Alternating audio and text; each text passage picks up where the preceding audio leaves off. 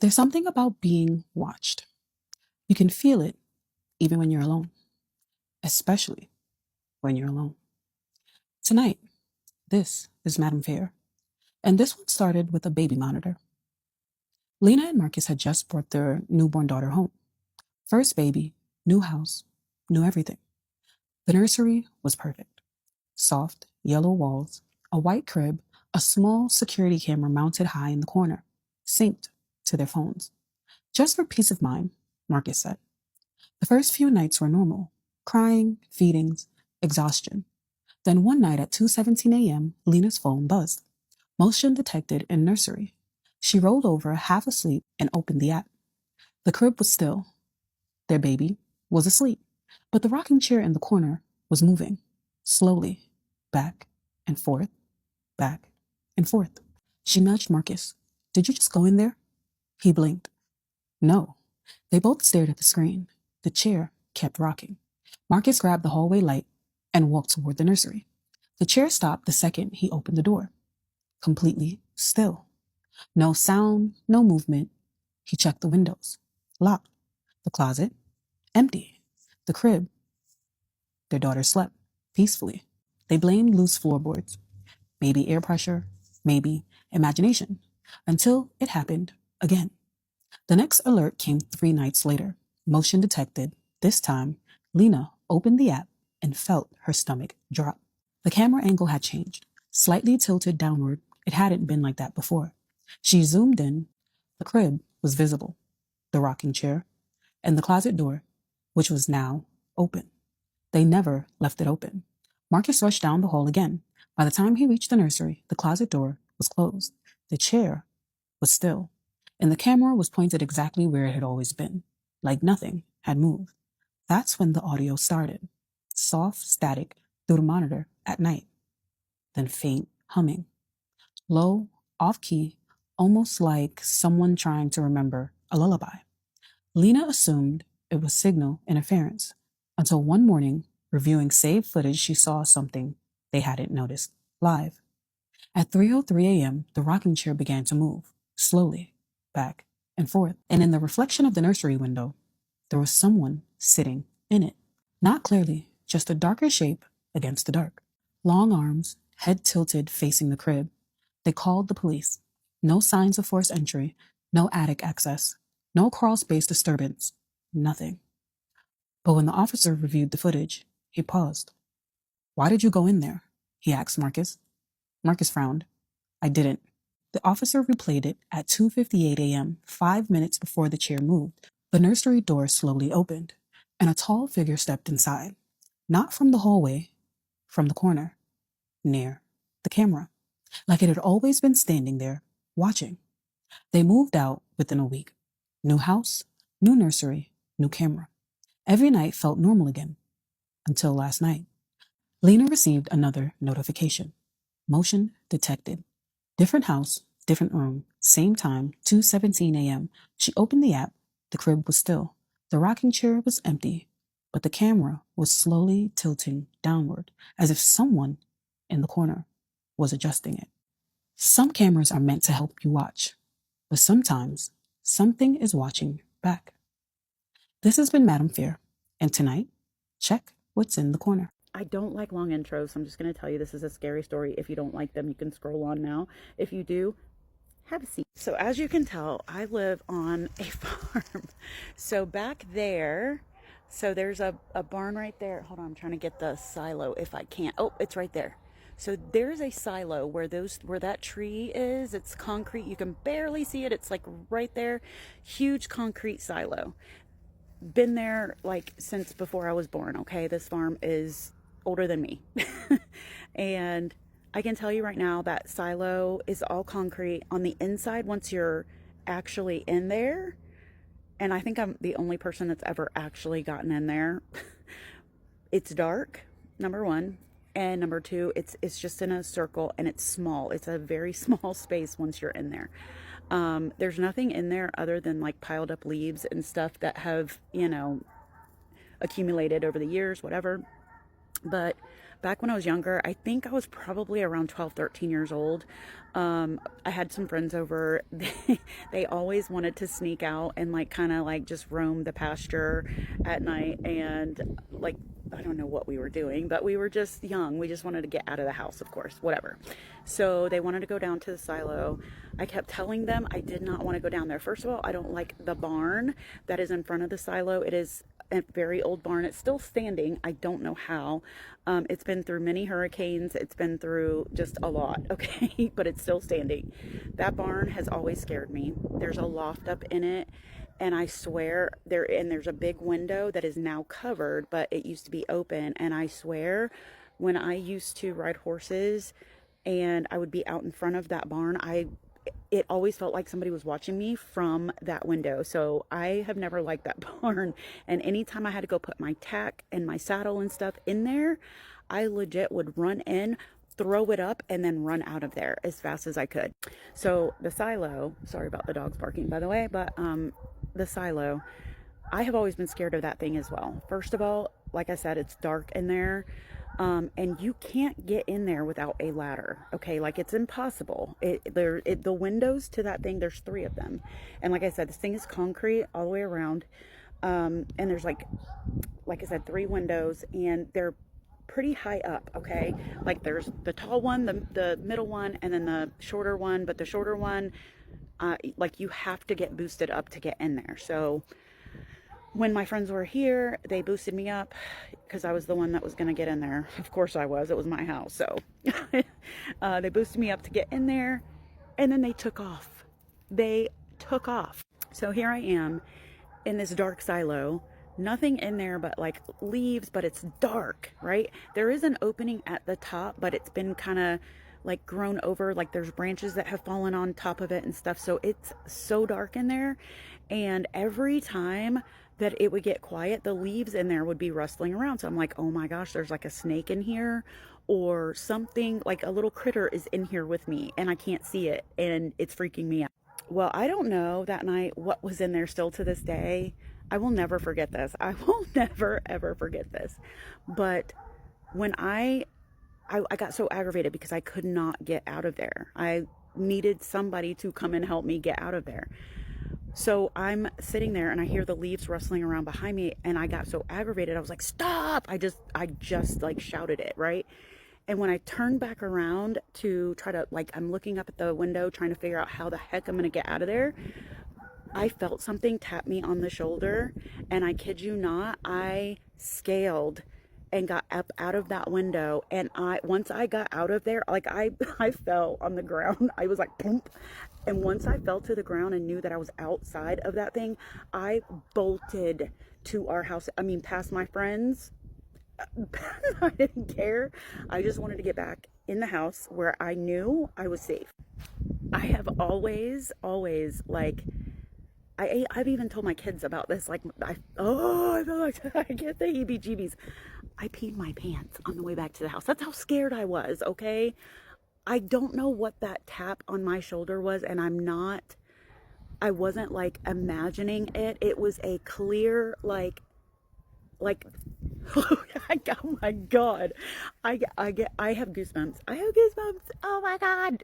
Telling this story now, even, it freaks me out. But that's only one of the scary stories that's happened on this farm to me. I have plenty. So tell me if you want to hear. Don't ever steal from La Santa Muerte. So this guy says that this all started around the pandemic time. He is from Mexico City, and unfortunately he did lose his job. He had a baby that was only months old and 2 other kids that were going to school. So obviously he was very worried about how he was going to pay for diapers, for school, for bills, everything. He did try to look for jobs everywhere, but unfortunately nobody hired him. Now, he says that he doesn't want you guys to judge him, but if he really needed the money, he had an easy way of doing it, and that was because he has 2 cousins who their entire lives all they did was steal, but they would make a lot of money out of that. Now, he's not bragging, he's not saying go out there and steal, he's just saying that he knew he could easily make that money if he were to go with his cousins. Obviously, he also knew the risk and knew that he didn't want to do that. He wanted to get a job. He's not saying this to excuse what they do, but he said that they don't do like home invasions or kidnappings. They would simply find houses where people were on vacation or they weren't home at the time and rob them. His His cousins would go on and resell all the items they have stolen, and they would actually each make about 20,000 pesos a week, which is like $1,100 in America. So his situation was getting more and more desperate. Nobody was hiring him. He doesn't want to go and steal. So he had this one last chance to submit an application, and he does something that he says is really stupid. He has a conversation with God in which he tells God, if you want me to make my money with this company, then you will have them hire me. But if you don't have them hire me, that means that you want me to go and steal with my cousins. So what happened with the application? Yeah, they did not hire him, and he said, okay, I'm gonna go and steal with my cousins. I feel like he could have put a little bit more applications, but that's just me. Also, I don't have kids, so I cannot imagine the desperation that he was feeling, especially like having to feed them, having to keep the light on, having to have water. So I can understand him in a sense, but yeah, like fuck, he must have been very desperate. So in the beginning, he would stay outside while both of his cousins would go into these houses and try to steal what they can. His job was basically to stand out there, smoke a cigarette, and if anybody was coming, he had to make a sound so that his cousins would run out of the houses. So he did that, you know, for a few weeks, and little by little, he started to become more of the person that would go inside with his cousins to try to steal things. Things were actually going really well for him. They would resell all the items that they would find. It'd be jewelry, TVs, furniture, and he was doing really well for himself. Why am I happy for him? Why am I happy that he's like robbing people? Well, because he's feeding his kids. The kids. We have to think about the kids here. So one day they get word that there's this really big mansion that's about to be empty because the owners are going on vacation. This house is a really well-known house in the area that he's at, so that's why he doesn't want to say where it's at specifically. But he says that this house was perfect because they didn't have neighbors, they didn't have dogs, and they didn't have cameras where they would be caught. Basically, they had it easy and they knew that they were gonna get away with it. So they all agreed to meet at that house at 2 in the morning, and he explains how easy it was to get into this house. He was so surprised how people with a lot of money would just make it easy for them to go in there and steal everything they had. He was honestly surprised that like rich people don't have security, like they don't have cameras. This is way too easy. Or at least that's what they thought. He said that the amount of stuff that these people had was crazy. They needed like extra hands to get everything out. They had so much jewelry, so much gold, so many frames, so much furniture, TVs, and they were taking everything. He explains how like what they could take in their car that they got there with wasn't enough for them. They literally called someone to come with like a big truck so that they could literally haul things out,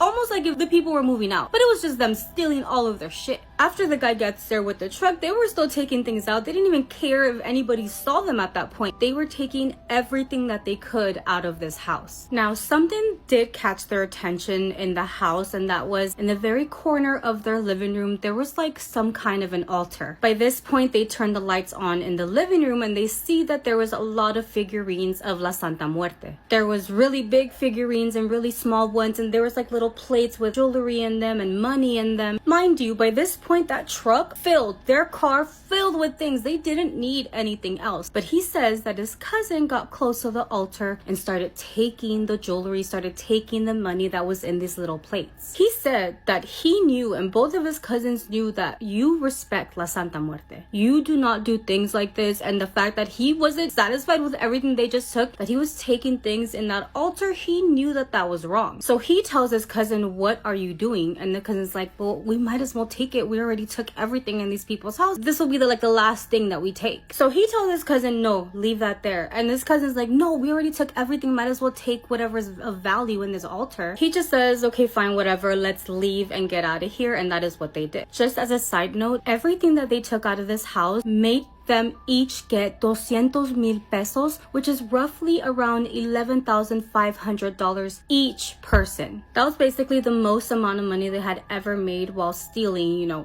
items from people's houses. So they made it home that morning and they decided not to do everything then and there because they were so tired. So they were gonna wait until the next day to go and resell all of these items. So what happened? Around 3 days after they stole the items is where things started to get really weird for him. Now, things started happening to his cousins immediately after they left the house, but he didn't know because nothing had happened to him until 3 days later. For one of his cousins, his kid got very, very ill. He was so sick that he started convulsing. They had to take him to the hospital. The other cousin started to have really bad nightmares where he was being killed by somebody stabbing him so many times, but the thing was that the dream felt so real. Like he would wake up still feeling hurt from all the places that they were stabbing him at. These dreams were so vivid that he can feel the warmth of the blood that was like dripping down his body. And like I said, on the third day is when the guy who sent in this story, that's when something happened to him as well. He had a dream, but it was completely different than what his other cousin had. In his dream, he was back in the house where they had stolen all these items from, and he could see La Santa Muerte pacing back and forth in that living room. And as soon as she sees him, she goes straight into his face. He said that she moved at a speed that he couldn't even comprehend. But within a split second, she was standing right in front of his face. He explains that La Santa tells him, this is just a warning for your cousins. If they don't return everything that they took, this is what's gonna happen to them. And then La Santa tells him, and if you don't return everything you took, this is what's gonna happen to you. And he explains that in that moment, she's making him see a scene where it's him, his kids, and his wife, and they're slowly dying one by one. He wakes up from this dream and he is sweating, he is worried, he is terrified. That same day, he was already gonna meet up with his cousins, and when he meets up with them, he's like, hey, I've had enough. I think we need to take the things back. I had this dream and I think it is gonna happen if we don't return the items. He thought he was gonna have to do some hard convincing to get his cousins to agree and take the things back. But as soon as he tells them about his dream and how he thinks it's gonna happen, they both said that they've been experiencing the same thing and that they're both really scared as well. They all agreed to go back to where they sold the items, buy them back, and take the items back to that house. They got all the items back, and he said that they went to this house. They were all very shameful, very guilty, and they said fuck this, and they still went and knocked on the door of that house, and the owner opened the door. They started explaining everything to him. The owner was just listening to them and like smiled a little bit, but was like, go ahead and start bringing in the items and put it exactly where you took them from. And that's what they did. He's like, there, you should have seen us. We were each just bringing the items one by one into the house. And he's like, before we even knocked on the door, one of the cousins were like, I don't care if I go to jail. I need to return the items. I don't care what he does. If he calls the police, I do not care. Let's just get the items into his house. So they finished bringing everything inside, and they were like, okay, well, we're done. And they're just waiting because they're like, okay, well, is he gonna call cops? What's gonna happen? We don't even care. We just don't want to mess with La Santa again. So he said that they're just standing there,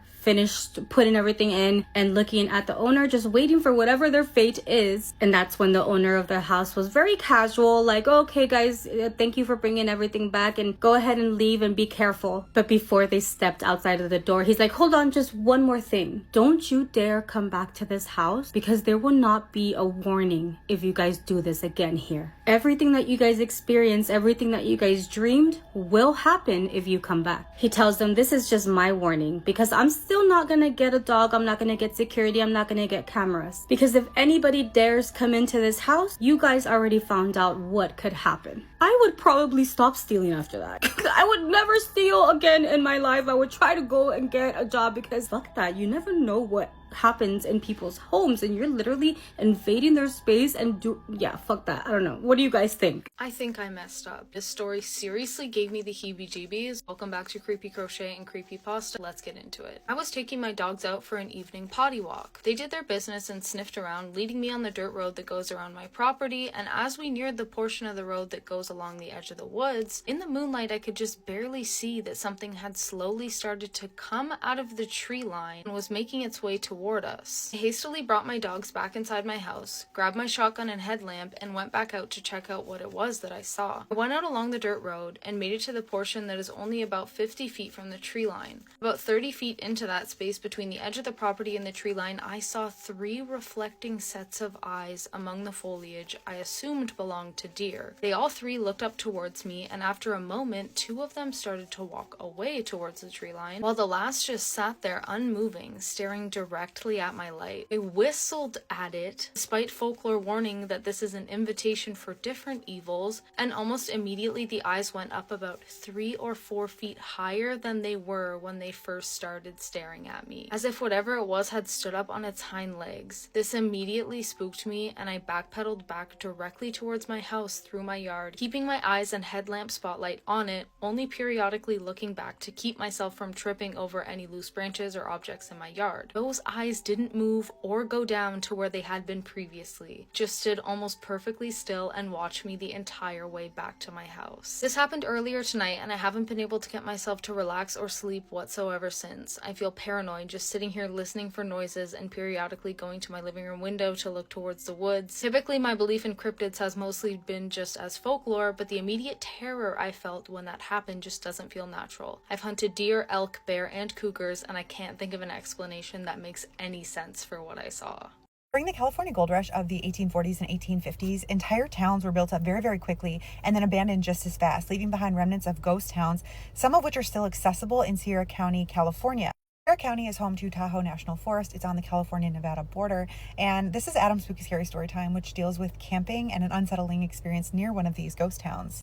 Says in 2019 he was doing some work for a town called Downeyville, California, and even though he didn't live in Downeyville, they had a good relationship and they had been a client of his for a long time. And so when August comes around of that year, they give him tickets to their annual beer festival. Adam had been to the Downeyville Beer Festival before, and he always had a great time, but he lived about an hour and 40 minutes away from this festival, and up until 2019 he had always driven home after the beer festival, which he didn't really like because it meant he couldn't really hang out, he couldn't really drink, because he had to make this long drive, right? It was just kind of a pain. And so as this beer festival approaches, he's talking to a neighbor, and the neighbor says, oh, I actually used to live out in Downeyville. There's a primitive campsite about 2 miles outside of Downeyville. You should just camp there for the night, and then you won't have to drive. Adam's like, I could probably camp, and he runs it by his girlfriend, his little sister, and his good friend, who were all going to go to this beer festival with him, and they're all down to camp.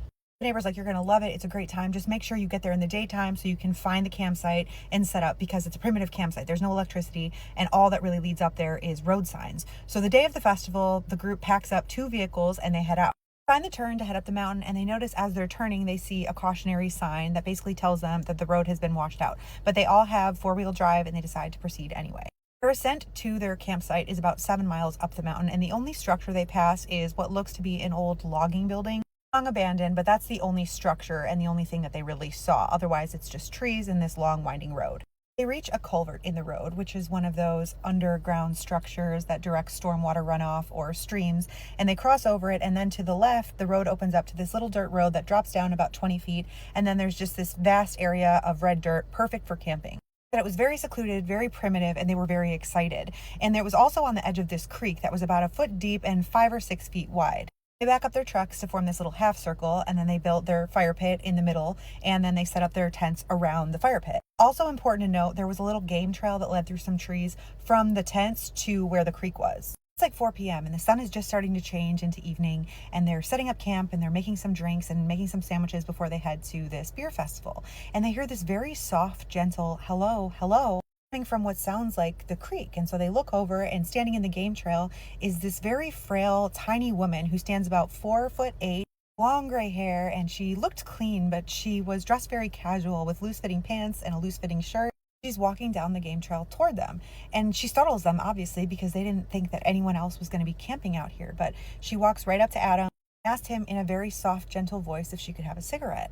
Described her as very frail and very soft-spoken. She was not a threatening presence whatsoever, and she explained to him that she and her husband had been camping nearby, and they were looking for a ride up to Twin Culvert. Adam says, yeah, I don't know what that is. We're not really from here. We're just camping for the night to go to this beer festival. She goes, oh, it's just about 4 or 5 miles up the mountain. Do you think you could take us? Like, we really need to get there. And Adam says, sorry, we're going to finish these sandwiches and then we're going to head out. The woman says, are you sure? It's very urgent. I really need to get up there by tomorrow. And Adam says, I'm sorry, like, no can do. Oh, but you know what? Here, let me give you a cigarette. And he opens up his pack and he realizes he has about 5 or 6 left. And he's like, you know what? Just take the whole pack. I can grab more when we go to town. At this point, her focus was 100% on him. She was unblinking, and then she began to express this sincere form of gratitude, thanking him over and over for his offering of cigarettes. It was just very strange. He's like, it's just cigarettes, like, it's fine. And she goes, no, because you gave me this, I have to give something to you, but all I have is this. And she starts to unclasp this silver necklace that she's wearing with a silver ong. She goes, here, take this in exchange for the cigarettes. And he goes, no, it's okay. He goes, no, I must give you something because you've given me this. We have to do an exchange. And she's like, take it, please take it. And he says, no, it's really okay. And he does not end up taking the necklace. And this seems to bother her, but eventually she just says, okay, well, thank you again. And she starts to head back the direction from which she came, back down the little game trail toward the creek. Adam and his group watched this woman walk away, and they all thought the exchange was very strange because she hadn't been wet at all. And if she had crossed the creek from her campsite, she obviously would have had to pass through at least a foot of water. But they were like, it is what it is, and they headed out to Downeyville for the beer festival. The group comes back around 9 p.m. and they make a little fire. They're making some food, having some drinks, and Adam's sister is standing at a table making a rum and coke, and Adam's walking over to the table to grab one for himself when he hears that same gentle, hello, hello, can you help me? And it's the same woman walking down the game trail. She comes up to Adam and she says, we're very hungry, we're very thirsty, my husband has no water, do you think we can have something from you? Adam's like, yeah, no problem. He's like, we've got drinks over here. And she looks at Adam's sister and she goes, what's that? And Adam's sister's like, it's a rum and coke. Do you want one? And she goes, no, what's that? And she points to the 2-liter bottle of Coca-Cola. Obviously, they all think this is weird because they're like, who doesn't know what Coca-Cola is? So Adam's sister's like, it's Coke, it's soda. And she's like, can I have some? And so Adam's sister is like, sure. And she starts to grab her a cup, but before she can hand her the cup, the woman grabs the 2-liter bottle of soda and starts chugging it. And they all thought that that was strange. But apparently she was very satisfied with her drink of soda, and she ends up declining any water at all, not even to take back to her husband. And she says, okay, well, thank you so much. By the way, since you couldn't help me today get up to Twin Culverts, do you think you could give me a ride tomorrow? And Adam's like, I don't know. We can see how it goes, but we're probably going to be drinking a lot tonight, staying up and sleeping in. So we're just kind of play it by ear. And the woman says, okay, thank you. And then she walks toward the road and she makes a right, which is not in the direction of her campsite, which Adam took to mean that she was going to walk around the creek to get back. Had no flashlight, no cell phone, just this frail old woman walking down the road in the dark, but they don't really think anything of it and they continue partying.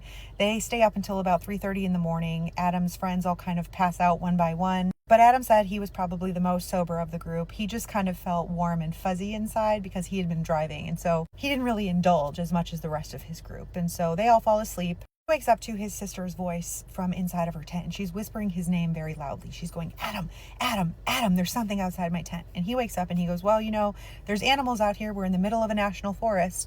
Also mentioned that he was legally carrying, and so he wasn't really worried, although large animals obviously can do some damage before they get to you. But anyway, he lays back down, but he still hears his sister, and she's going, Adam, Adam, I can't sleep. Can you please come over here? And he goes, okay, I'm going to come over there. We're going to switch. You sleep with my girlfriend. I'll sleep in your tent. So they make the switch, and he said he didn't hear or see anything out of the ordinary when they switched tents. So he lays down in her tent. And about 15 minutes later, he hears what she's talking about. It sounded large and it was moving around their campsite. And he could see a shadow from between the glow of the fire and his tent. He couldn't make out the shape exactly, but he knew it was big.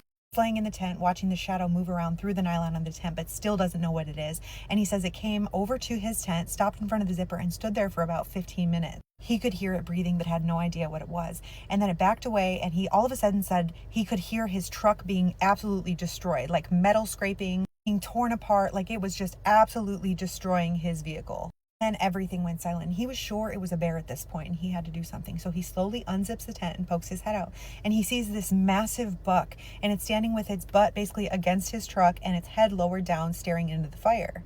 He was just relieved it wasn't a bear. And so he unzips the tent more and steps out, and he decides he's going to scare it away. And so he yells, hey, hey, get! Because he knows that deer can be skittish. But this buck just raises its head, stares him dead in the eye, and then lowers its head to look back at the fire. Said it was completely unbothered by him. It was just absolutely mesmerized by the fire. And so he doesn't even look at his truck to see what damage has been done. He just goes back in the tent and decides he's going to deal with it in the morning. And he yells to his sister in the other tent, don't worry, it's just a buck. Around 5:36 in the morning, he's awoken again, and it's this woman's voice again, and it sounds gentle, but he can tell that she's farther out, like standing on the other side of the creek. And she's talking. She's not yelling, but she's saying, hello, hello, is anyone awake over there? Said it was just very creepy, and she persists, but he doesn't answer because he doesn't want to deal with her right now. She's clearly trying to wake them up, and this goes on for 20 minutes. She's going, we need to get to Twin Culverts. Can anybody give us a ride? Hello, hello. Finally, she gives up when nobody responds, and he can hear her still talking, asking for someone to give her a ride as she walks away down the creek. They'll wake up and come out of the tents around 9:30, 10 in the morning, and they're all talking about the night before. The friend who had passed out, very intoxicated, had no recollection, hadn't heard anything. Sister obviously remembers all the commotion, and Adam finally walks over to his truck to inspect the damage, but he's surprised because there's no damage to his truck, but strangely, his license plate is completely torn off the truck and missing. Search the entire area, can't find it anywhere. It's just gone. They noticed large deer prints all around their camp leading up to each of their tents, but then they just seem to vanish. There's no prints leading into the forest or back down the dirt into the road. They give up on the license plate and pack it up and head out. But as they're driving back down the mountain over the culvert, they pass the little area where the woman had indicated that she and her husband was camping. And Adam decides he's going to pull off and see if they're still there. He's like, maybe we can finally give them a ride. So he pulls in.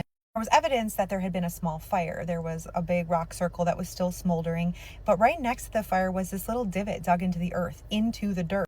was cradle-like, just big enough that somebody small could lay into it. And then he said at the top where somebody would lay their head was an entire head of long gray hair.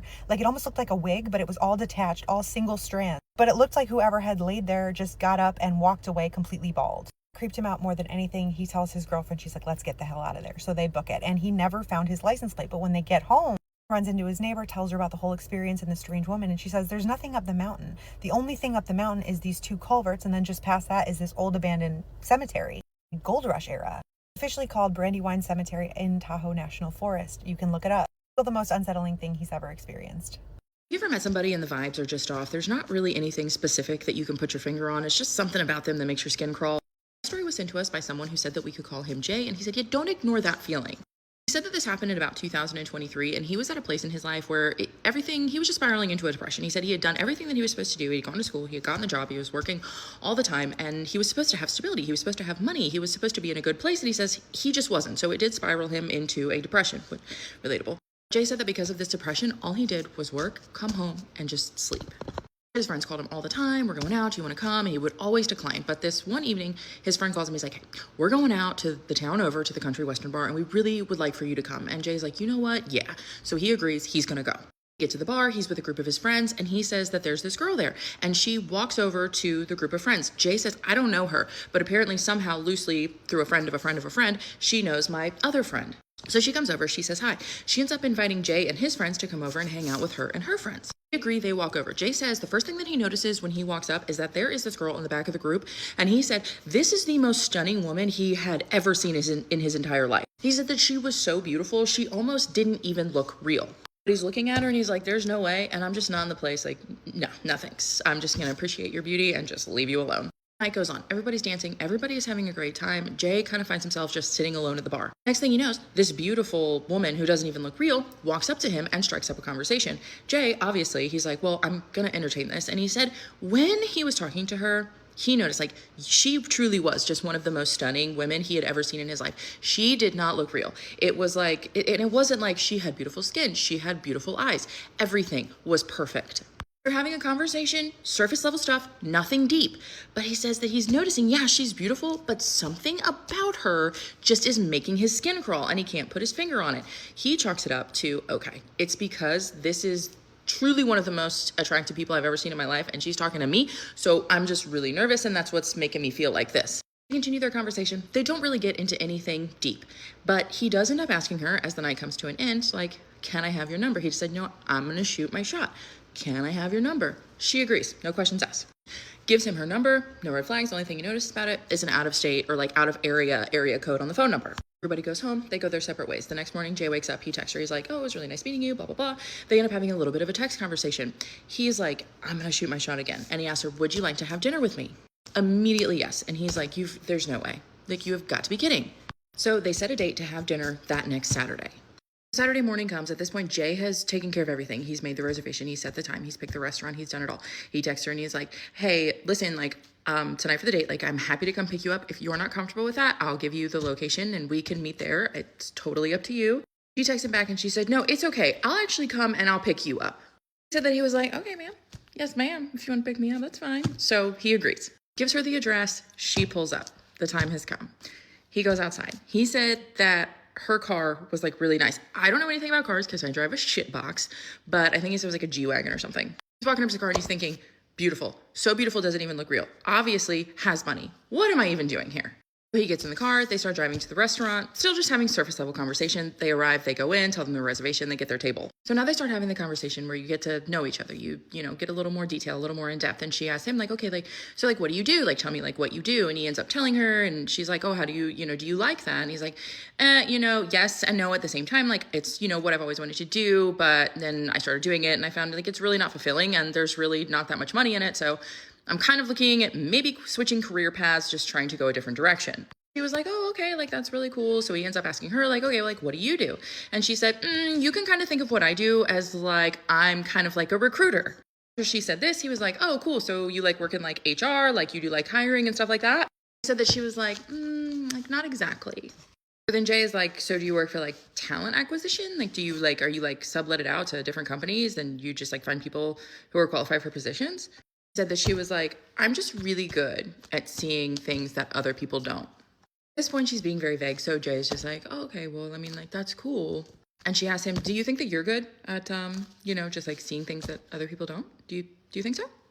He said he was like, I don't really know. Like, I just work in logistics, like, I don't really know.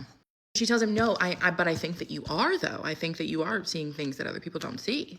And he was like, okay. This girl continues to talk, and she was like, I mean, like, you see, like, the way that I look, and you see the car that I drive, if you wanted a job, like, I could talk to my boss, like, I could definitely get you a job. And she's like, we can, like, everything that you want, I can get that for you. I can get you money, I can get you cars, I can get you everything. Jay says he just kind of chuckles, and he's like, yeah, like, I'm sure, what's the catch? According to Jay, at this point, she just looks at him and her emotions just kind of go expressionless. And she just says, you just have to give up something important to you. That's it. Then he just kind of stares at her blankly. He's just kind of trying to figure out what he's going to say next. He's very focused on her face, which is so perfect that it doesn't even look real. And he said that something happens. It almost looks like her face ripples, like someone tossed a pebble into water and her face ripples, but nothing else around her ripples. It's just her face. Jay ignores this, plays this off, a trick of light, maybe, it's just something going on with his eyes. It is dark in the restaurant that they're in. He lets it go. But he said he's sitting across from this girl, and she is still just making his skin crawl, even though she's absolutely beautiful. Everything about her, well put together, has money, but just something's not right. He's just sitting there with a pleasant look on her face. She tells him again, I really think that you would be very good at what I do, and I can get you a job, and you can get everything that you want. Everything. Jay's like, He says something, his skin is crawling, there are red flags flying up in his mind. He's like, something is not right here. He says he just looks at her and he's just like, I think I'll just do it the old-fashioned way. I think I'll just find my own path. He says that immediately when he says this, her face drops. There's no emotion, there's nothing, the pleasant look is gone. She's just, and then she says, I think we're done here. At this point, they hadn't ordered any food. They had only ordered their drinks. This was like a really quick conversation. So Jay is like, okay. He gets the bill, he pays for the drinks, and she walks out without even waiting for him. Jay is thinking, okay, like maybe I can fix this. Like, I'm just gonna ride home with her. I'm not really sure what that was about. Maybe I can fix this. He gets in the car, he tries to ask her a question. She does not respond. She's just focusing on the road. She is driving back to his house. They pull up to his house, and he's like, well, this was fun. This is a good time, yeah. But he gets out, she doesn't say anything. He goes to shut the door, and this is the first time that she talks throughout this entire ride. And she just says to him, hey, if you ever change your mind, all you have to do is say the word, and we'll know. He looks at her, and he's like, what? And she says, once we know your name, you're just easy to find. And he says she gives him this smile, which is something it's not right. The smile isn't right. He said he has no other way to explain it, but it just looks stretched, too big, too much. I don't know. He says he's like, doesn't say a word, backs into his house. At this point, Jay's like, I'm in hell no mode. Like, I'm in like, like this girl scared him. He drives off. He goes into his house. He locks all the doors, locks all the windows. He immediately blocks her phone number because he does not want to talk to her again. He says that night he does not sleep. The next morning, he decides to call one of his friends who was there at the bar that night. And the friend asks like, hey, how did your date go with the blonde girl? And he was like, blonde girl. Because he said this girl was definitely brunette, dark skin, dark eyes, just his type. Blonde is not his type. Fine, whatever. No, I'm just saying.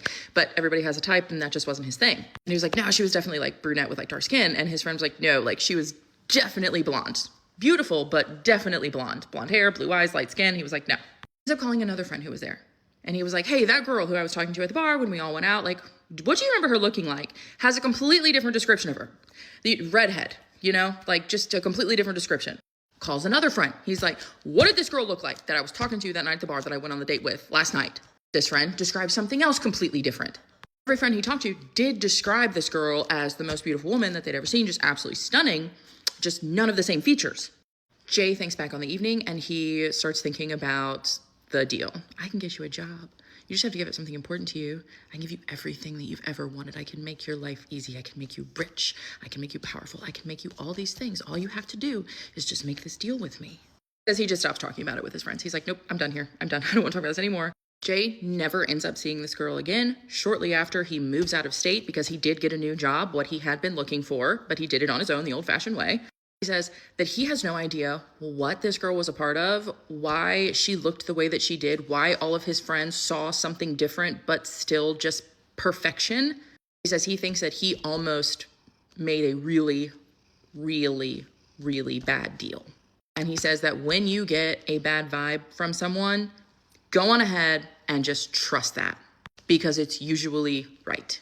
Let's talk about one of the strangest stories that I've gotten in my email. If you're new here, hi. I usually talk about super scary stuff, and I have an email where a new Pinterest page can send me their ghost stories. And let me tell you, not only do I receive a lot of emails, they're from everywhere in the world. And this story in particular, I don't even know how to classify it because it's not your traditional ghost story. It's not a haunting. It's not anything like that. So let me know what you think this is. First and foremost, this story comes from somebody who would like to remain anonymous, so for obvious reasons, I'm going to respect that. So the person who sent me this email starts it off by saying that when she was 5 years old, when this happened, she categorized this house as the big house. On this particular day, she was playing outside while her parents were out at a wedding. Her sisters were babysitting her, and as she came inside, she sees her mom standing there. Immediately, the person who sent me this email says, "Mom, what are you doing home? I thought you had a wedding." And her mom just stands there, looking at her. Out of nowhere, one of her sisters shows up and says, "Who are you talking to?" The person who sent me the story turns around to look at her sister and says, "I'm talking to Mom." And her sister kind of gives her this weird look and says, "There's nobody there." And right as the person who sent me this email was about to turn around and say, like, "No, seriously, Mom is here," she turns around and there is no one there. So immediately, as any 5-year-old would feel, a wave of emotions crash over her. Now she doesn't know who that was. She's scared. She knows what she saw, but her sister's saying that there was no one there and that she was essentially talking to nobody. So the person who sent me the email begins to cry. As she begins to cry, she starts to take herself upstairs. And at the top of the stairs, she again sees her mom standing there. And what's even stranger is their dad was standing right next to their mom. Mind you, they are at a wedding.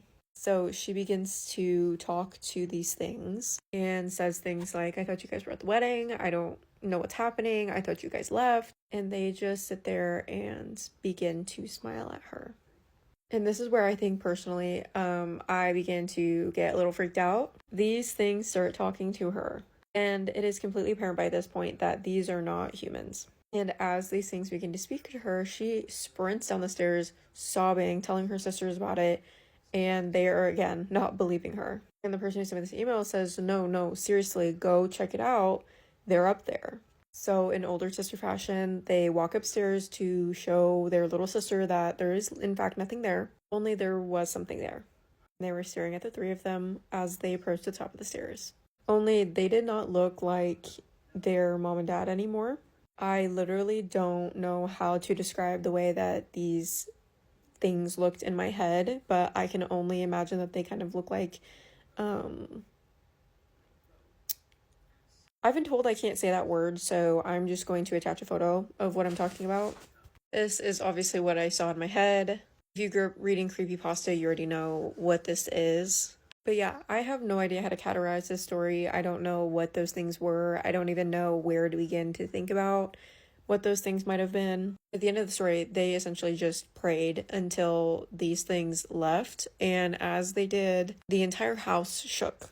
And I don't mean like a little, something fell over and you feel it shake in the next room. I mean the whole house was shaking. And they could hear this blood-curdling scream coming from somewhere in the house, but they don't know where. Anyways, let me know what you think that is. I genuinely, again, I don't know. But that's going to do it for me. Stay tuned for more ghost stories.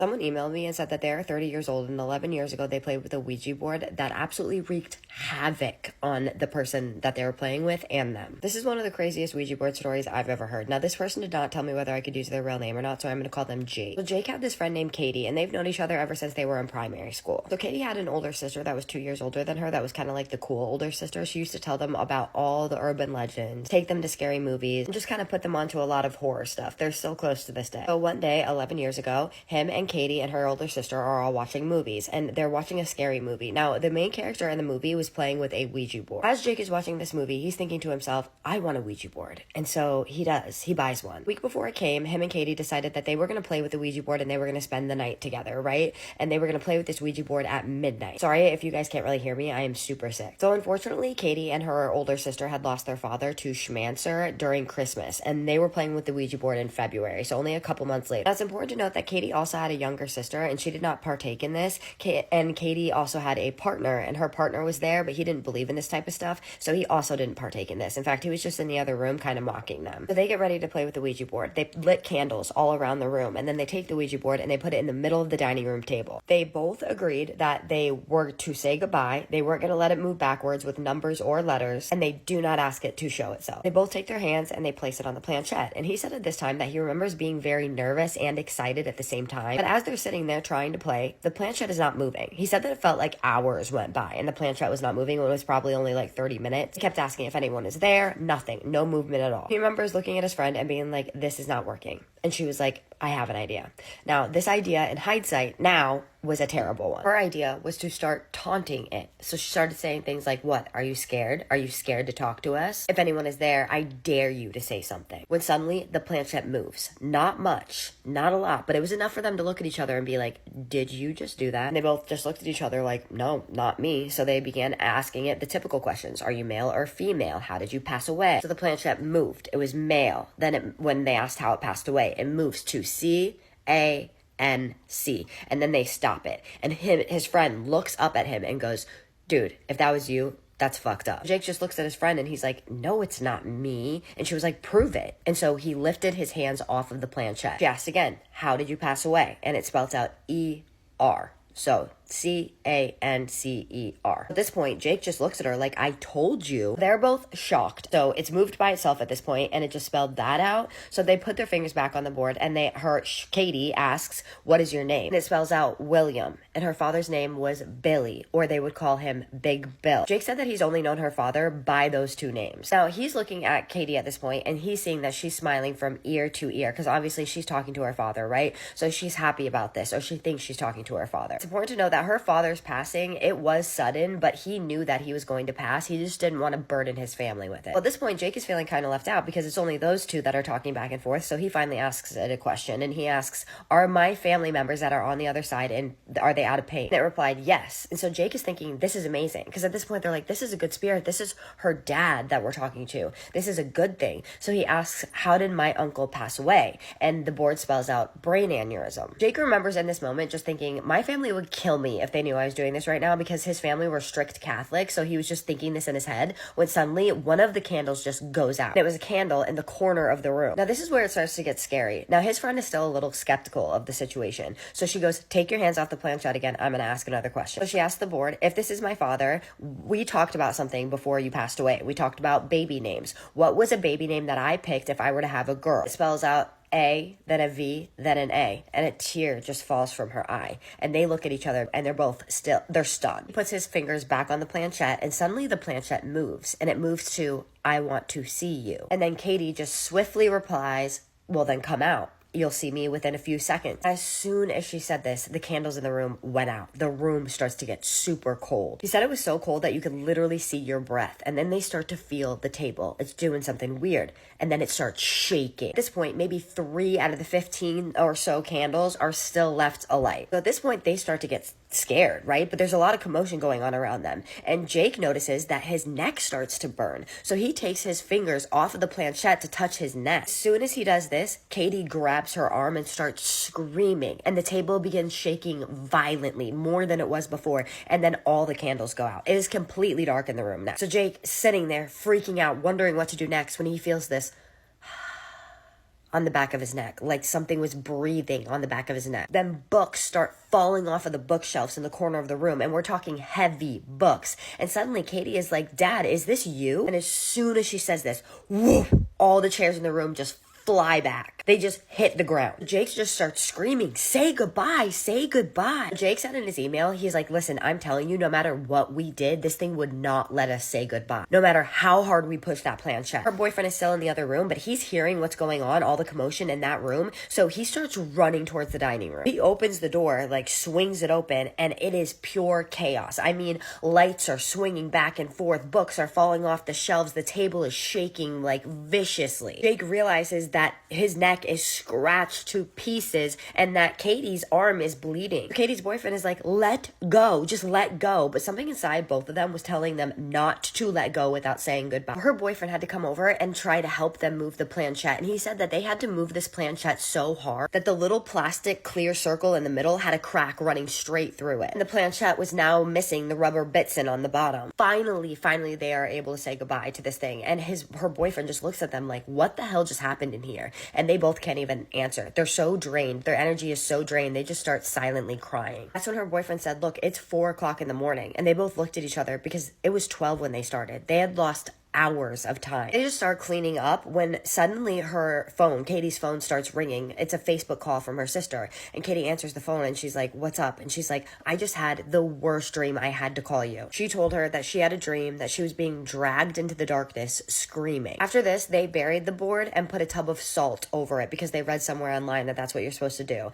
Now, here is the even scarier part. Years go by. So this is 4 years ago now. When he's over at Katie's house having a cup of coffee, they're just catching up when suddenly her daughter, Ava, walks in the room. Well, funny enough, Katie still lives in that same house. She now lives there with her daughter. So her daughter comes out of that room, the same room that they played the Ouija board in. Obviously, her daughter doesn't know about this. She's very young. And she walks into the room and she looks at her mom and she says, Mom, why did that nasty man scratch your arm? He said that this really scared them. And what was even more terrifying is that they eventually had to move out of that house because really scary things started happening. Things like books falling off the shelves, doors slamming, knocks on walls, chairs being moved, and her daughter talking to people that aren't there. So what did you guys think about that story? That is one of the craziest Ouija board stories I've ever heard. Has anyone else experienced something so drastic before with a Ouija board? That is intense. If you have, I would love to hear your story, number one. Number two, I would love to hear your thoughts on this story, what you think it was, if you ever thought it was her dad,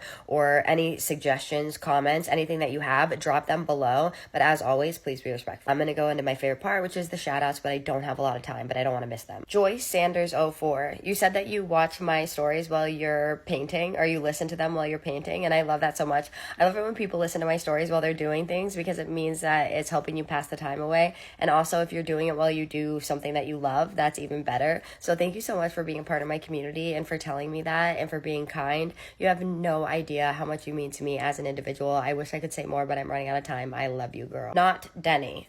I love you so much right back. You're the best. Thank you so much for being a part of my community. Thank you for leaving that comment. It was so sweet. Thank you for watching my videos. Thank you for supporting me. I don't have a lot of time. In fact, I'm running out of time right now, but I just want to tell you how much I appreciate you and I love you, girl. I, again, don't have time for the outro, but I love you guys so much. Keep sending me your scary stories. Have a safe night. Have a spooky night.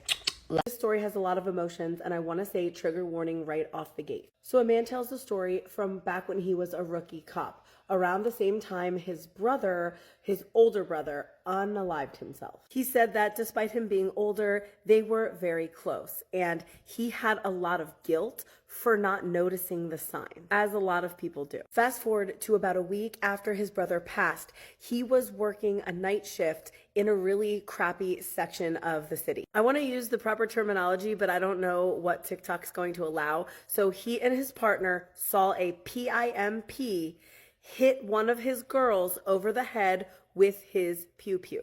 So he jumps out and the PIMP sees him and they both start on this chase. He is in hot pursuit with his pew-pew in hand, and this person cuts through this little area underneath the building and it opens up into a courtyard. So just as he is about to enter the courtyard, in his past brother's voice, inside his head, he hears him say, "It's okay." So when he enters the courtyard, this guy is cornered and he's up against one of the walls and he has his pew-pew pointed directly at this officer's head. Guys, he pulled the trigger twice. Click, click. No shots fired. So he freezes for a second and he hasn't been hit. And then instead of taking his pew-pew and doing the same. He just took care of it in other ways, apprehended him, and took him back to his partner. He says he doesn't know why he didn't just, but he didn't. Something wouldn't allow him to. When he gets to the partner, he tells him about how this man squeezed the trigger twice, but nothing. But he avoided telling him about the voice that he heard in his head. So they unload the pew-pew right there, and there were 2 bullets inside the chamber. And when they looked at them, they each had strike marks on them. They ended up taking it and its bullets to the lab for testing. They tell the tech the story, and the tech takes the 2 bullets that had strike marks on them, reloads the pew-pew, and boom, boom, fires both shots, and they both fired perfectly. He will never forget that night, that insane moment, the voice of his brother in his head, and the notion that he feels like he absolutely saved his life that night. He also seemed to have an influence on him for handling the situation, making him an exceptional officer. Let me know your thoughts in the comments, guys, and if you have a creepy story of your own, I would love to hear it. And if you're new here, you gotta follow for more creepy story time. Let's read a scary and true story. Growing up, when I was in the 2nd grade, I had a best friend named Bella who lived directly across the street from me. I could walk to her house in about 30 seconds. That's how close we were. We were inseparable. We played together every day, had sleepovers all the time, ate dinner at each other's houses. If we weren't at my house, we were at hers. When we were about 8 or 9, Bella started mentioning something strange. She said she was seeing crayon drawings inside of her closet, and she swore up and down that she didn't draw them. Her closet was directly in front of her bed.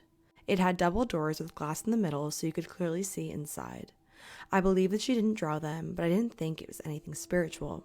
I just assumed maybe it was from the family who lived there before her. A few weeks after she told me about the drawings, Bella started opening up about other things she had seen when she was younger. She told me that when she was about 5 or 6, she and her mom lived in a camper. During that time, she started seeing a terrifying woman. Bella said it would wait until everyone was asleep. She would wake up in the middle of the night feeling like something wasn't right. When she opened her eyes, the woman would be right in front of her face, screaming. She described her as having long black hair, a decaying face, and teeth. Bella would scream, which woke her mom up. Thankfully, her mom believed her. These encounters kept happening until they moved. Looking back, I think Bella mentioned that the camper had been parked next to a cemetery. After hearing that, I started paying more attention to her closet. One day, I was at Bella's house, and we were watching a show while eating dinner, which wasn't unusual at all. She casually told me that earlier that day she had been sitting on her bed reading her Bible when suddenly her bed started shaking. She told her dad, and he said something spiritual was definitely in her room. Looking back, it's scary that he said that to us, but at the time it was reassuring because it meant he believed her. After that, I started to feel a weird energy coming from her closet. Not in her whole room, just the closet. About 2 weeks later, Bella told me that one morning while getting dressed, she saw a little girl sitting in the closet. The girl had her head down on her knees like a child does when they're crying. She said the girl was in black and white. There was no color to her at all. That was the only description Bella gave me. By this point, I was pretty freaked out, but I still kept going over to her house because we were so close. About a week later, I stayed the night at Bella's house. We ate dinner, watched a movie, and then got ready for bed. Like always, we talked for a while before falling asleep. I had just started to doze off when my eyes suddenly shot open. It wasn't a terrified feeling. It was more like being on high alert. As soon as my eyes focused, I froze. Right in front of me, I saw a little girl in black and white. She was wearing a long nightgown with flowers on it, and she had long black hair. She was turned sideways so I could see her profile. She was walking from the closet toward the window behind the bed. I know you'd think I would have been completely petrified, but I wasn't. I was scared, yes, but not in a panicked way. She didn't look evil, she just looked sad. I closed my eyes. I knew I should have woken Bella up, but I was too scared that if I opened my eyes again, the little girl would be right in my face. So I forced myself to fall asleep and decided I would tell them in the morning. When we woke up, I immediately told Bella and her dad what had happened. I described the little girl exactly as I saw her. Bella was shocked because she knew I had just described the same exact girl she had seen. Remember, she had never given me details about what the girl looked like beyond saying she was black and white. Her dad said that the little girl's spirit was most likely stuck in that room and he was going to try and find a way to release her. I don't know if he ever did. Bella and I are 18 and 19 now. We've moved to different houses, but sometimes we still talk about the little girl we saw coming from that closet. I'd be curious to know if you have any information on the history of Bella's house, like if there was ever a little girl who lived there prior. Stories about children entities always make me pretty sad because I wonder happened for them to still be in a space without passing through to the afterlife. And like you said, I know Bella's dad tried to release the spirits, so I hope that he was successful. Thank you so much, Mia, for sending this story in. If you guys have any stories you'd like me to read, please email them to me and I will get to them if I can. And I will see you in the next one. I think I'm going to take you to the Philippines. Yeah, go on. I got hexed by a stranger who was potentially an evil spirit. Okay, hear me out. Although I have a great interest in folklore, especially Filipino folklore, as I'm half Filipino, I'm kind of skeptical that it's actually real. But this one incident made me rethink the possibility of its existence. Back in 2012, I went to the Philippines to visit family with my mum and sister. We decided to go to Palawan to visit one of my mum's old friends. The day it happened seemed fairly regular as I was out with my cousins and we visited a butterfly sanctuary in Puerto Princesa. Oh. That particular day, in the Jeep on our way there, this old woman started talking to me. Jeepney, it actually says. What's a jeepney? Oh. She greeted me and then proceeded to compliment my hair, which Ah. I accepted. Love that. I thought nothing of it at the time, as I was used to getting compliments, more commonly in rural parts of the Philippines due to being mixed. Later on that night, I woke up suddenly, and the first thing I remember was feeling incredibly sick and feverish. I hadn't eaten anything out of the ordinary, so food poisoning was out of the question. I remember getting off my bed and feeling completely out of balance and nauseous, so I stumbled to the bin and I started profusely vomiting. Oh, God. It definitely wasn't any vomiting that I've ever felt before, and even to this day, I still get flashbacks. I was vomiting to the point where bile and blood was coming out and the stench was burning my nose. Oh, no. Amidst the tears and the cries, I kept on vomiting and I couldn't stop. My mum and my cousin came in at this point and stood there in horror as they saw me convulsing in the corner of the room. My mum told my cousins and everyone in the house we were staying in that I had usog. For people who don't know what usog is, to put it simply, it's a Filipino belief when discomfort is brought about by a stranger or visitor thought to have an evil eye, masamang mata, or a hex. Oh. A simple greeting or praise is said to be enough to cause the hex, or usog, with babies and children significantly targeted more, and I was a preteen at the time. I was brought to my bed along with the bin and nothing would prepare me for the agonising pain I felt for the next few hours. The only way I can describe it is that it felt like my entire body was on fire, my abdomen in particular.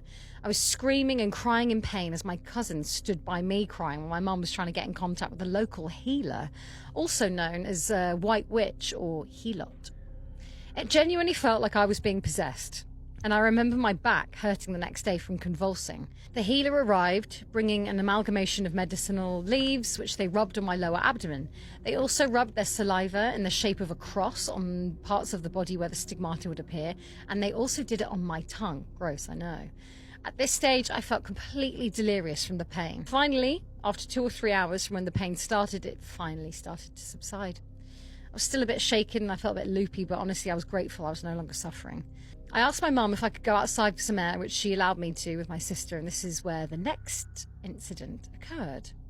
In the house we were staying in, we had a front porch that overlooked a massive field. The field itself had a few vehicles in it, most of them fit to be scrapped.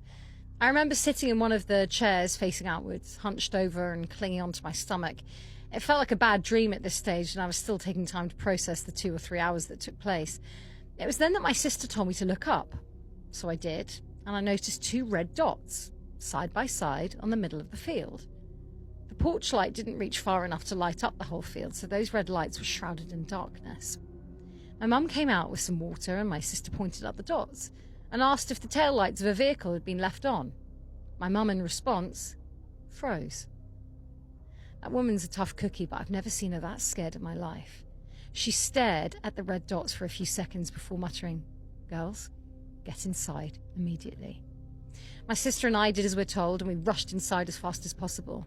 We were brought into the room I was in initially, and my mum must have told my cousins as they burst in a state of panic. There was only one window by the bed, which my family boarded up with a large plank of wood. I was too exhausted at this stage and fell asleep as they were boarding it up.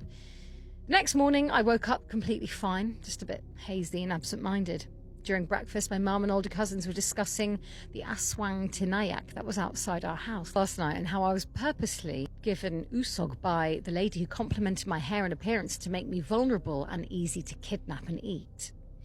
It was then that it clicked that it wasn't a vehicle on standby my sister and I saw in the field. We left Puerto Princesa sooner than we had anticipated, as my mum didn't feel safe having us there, and we haven't gone back since. An explanation as to what the aswang, they're basically a group of idiosyncratic beings commonly mentioned in Filipino folklore. They're known for having the ability to shift shape and have cannibalistic tendencies. They're mainly known to transform into different types of animals, which include boars, cats, wild dogs, but they can appear as human during the day. The one my sister and I witnessed was an aswang Tiyanak, according to my mum, which has reflective red eyes. So basically, my sister and I were staring directly at them, which still gives me the heebie-jeebies. Yeah. You've got to be careful. If you go to the Philippines and someone compliments you. Aswang. Aswang Tinayak. Williams, Arizona is like the epicenter for high strangeness. There is more supernatural occurrences in that one general area than any other place in the United States. Now, there was this man named Ted. Ted and his girlfriend decided they were going to go to a place called Coleman Lake, which is just outside of Williams, Arizona. And he said they get to their campsite, they set up their tent, and they got a good fire going. He said as they sat around the fire and they started to talk, they began to hear noises in the woods behind them. They said it sounded like change kind of jingling or the sound of like metal clanking. And it was just continuous, and it was coming from behind them in the trees. And after a while, it stopped. So that night, they get in their tent and they go to bed. At about 3 a.m., right, he wakes up.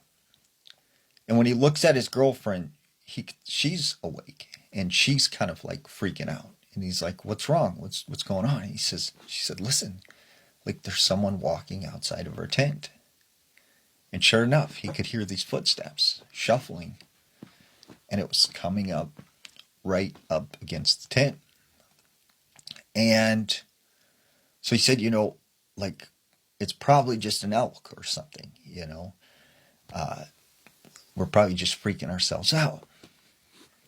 So he unzips the tent, and when he peeks his head out, he said he's seen this man, but the man was standing on his hands, and he was walking upside down around this campfire. And he said that's when it fell down, and it got on all fours, and it took off into the forest. And he said they left their tent there, they got in their car, and they just drove off. And he said there's something definitely going on in Williams, Arizona. Schools can be creepy at night, especially when you're alone and there's no one there. It's completely dark, and you're walking down those big hallways. Now, I went to an elementary school that a lot of people thought was haunted. You would sometimes hear sounds in the classroom. The intercom would turn on by itself. And there was even people who claimed to hear voices coming from the bathrooms. Now, there was a teacher who taught there that told me this story. She said one night she was working late, and it was around 9 o'clock at night. The school was completely empty. There wasn't anyone there. And she had to go down to the administrative offices. So she gets all the way down there, and she realizes, oh wait, I forgot my workbook back in the classroom. Now to get to her classroom, she had to go down either this big, huge hallway, and it was a long walk, or she could take this shortcut through these sort of utility hallways that led to the other side of the school. So she made her way down these stairs into these like utility hallways that only the janitors used. As she's walking down this dim lit, small little hallway, around the corner in another hallway, she hears something say, "Hey, over here, come this way, come on, come this way." And then she heard like a child's laughter. And she ran out of that school and was just terrified. And she said she did not like staying late when it got dark at that school because a lot of weird things would happen. Now, when they got ready to tear this school down, it sat abandoned for a year.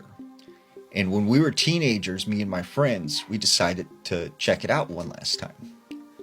So we went late at night and we went into the school. It was completely dark. The windows were boarded up. And I just remember how eerie it felt that no one was there, but yet in the classrooms, they still had the desk. And there was stuff still written on the chalkboard. And so as we made our way down these hallways, we start to hear screaming. And it sounded like a person. So we thought someone was in trouble. We ran towards the sound of the screams. And it was coming from this one hallway. It was like a wing of the school. We go and we checked all the classrooms. They were completely empty. But right at that moment, the intercoms turned on by themselves, even though they hadn't been used in years. And we ran out of that school. So what's a place that during the day it seems fine, but at night it appears creepy? There was this creepy story out of Phoenix. There was this man named Luis. Luis said one summer his mother came to visit from Mexico. And his mom really wanted to see this old Spanish mission that she'd seen in a book that was a couple hours west of Phoenix. So one day he told his mom, let's get in the car and let's drive there, see if we can find it. So they set off and they end up driving for several hours when they find this old mission. They get out and they start taking pictures, and his mom, was just so happy to see this place. So it started to get dark and they knew they needed to leave. They get back in the car and they start making their way towards Phoenix. Well, they're heading down these dirt, gravel roads that are just in the middle of the desert. There's no one around. There's no other vehicles. Finally, the sun goes down, and about half an hour after sundown, Louise starts to notice a light behind him. He said, that's strange. There's another car out here, when they hadn't seen a car for several hours. And they start to notice in the mirror that this car was coming at them very, very fast. And eventually, he sees that this car is, maybe 15 feet away behind them.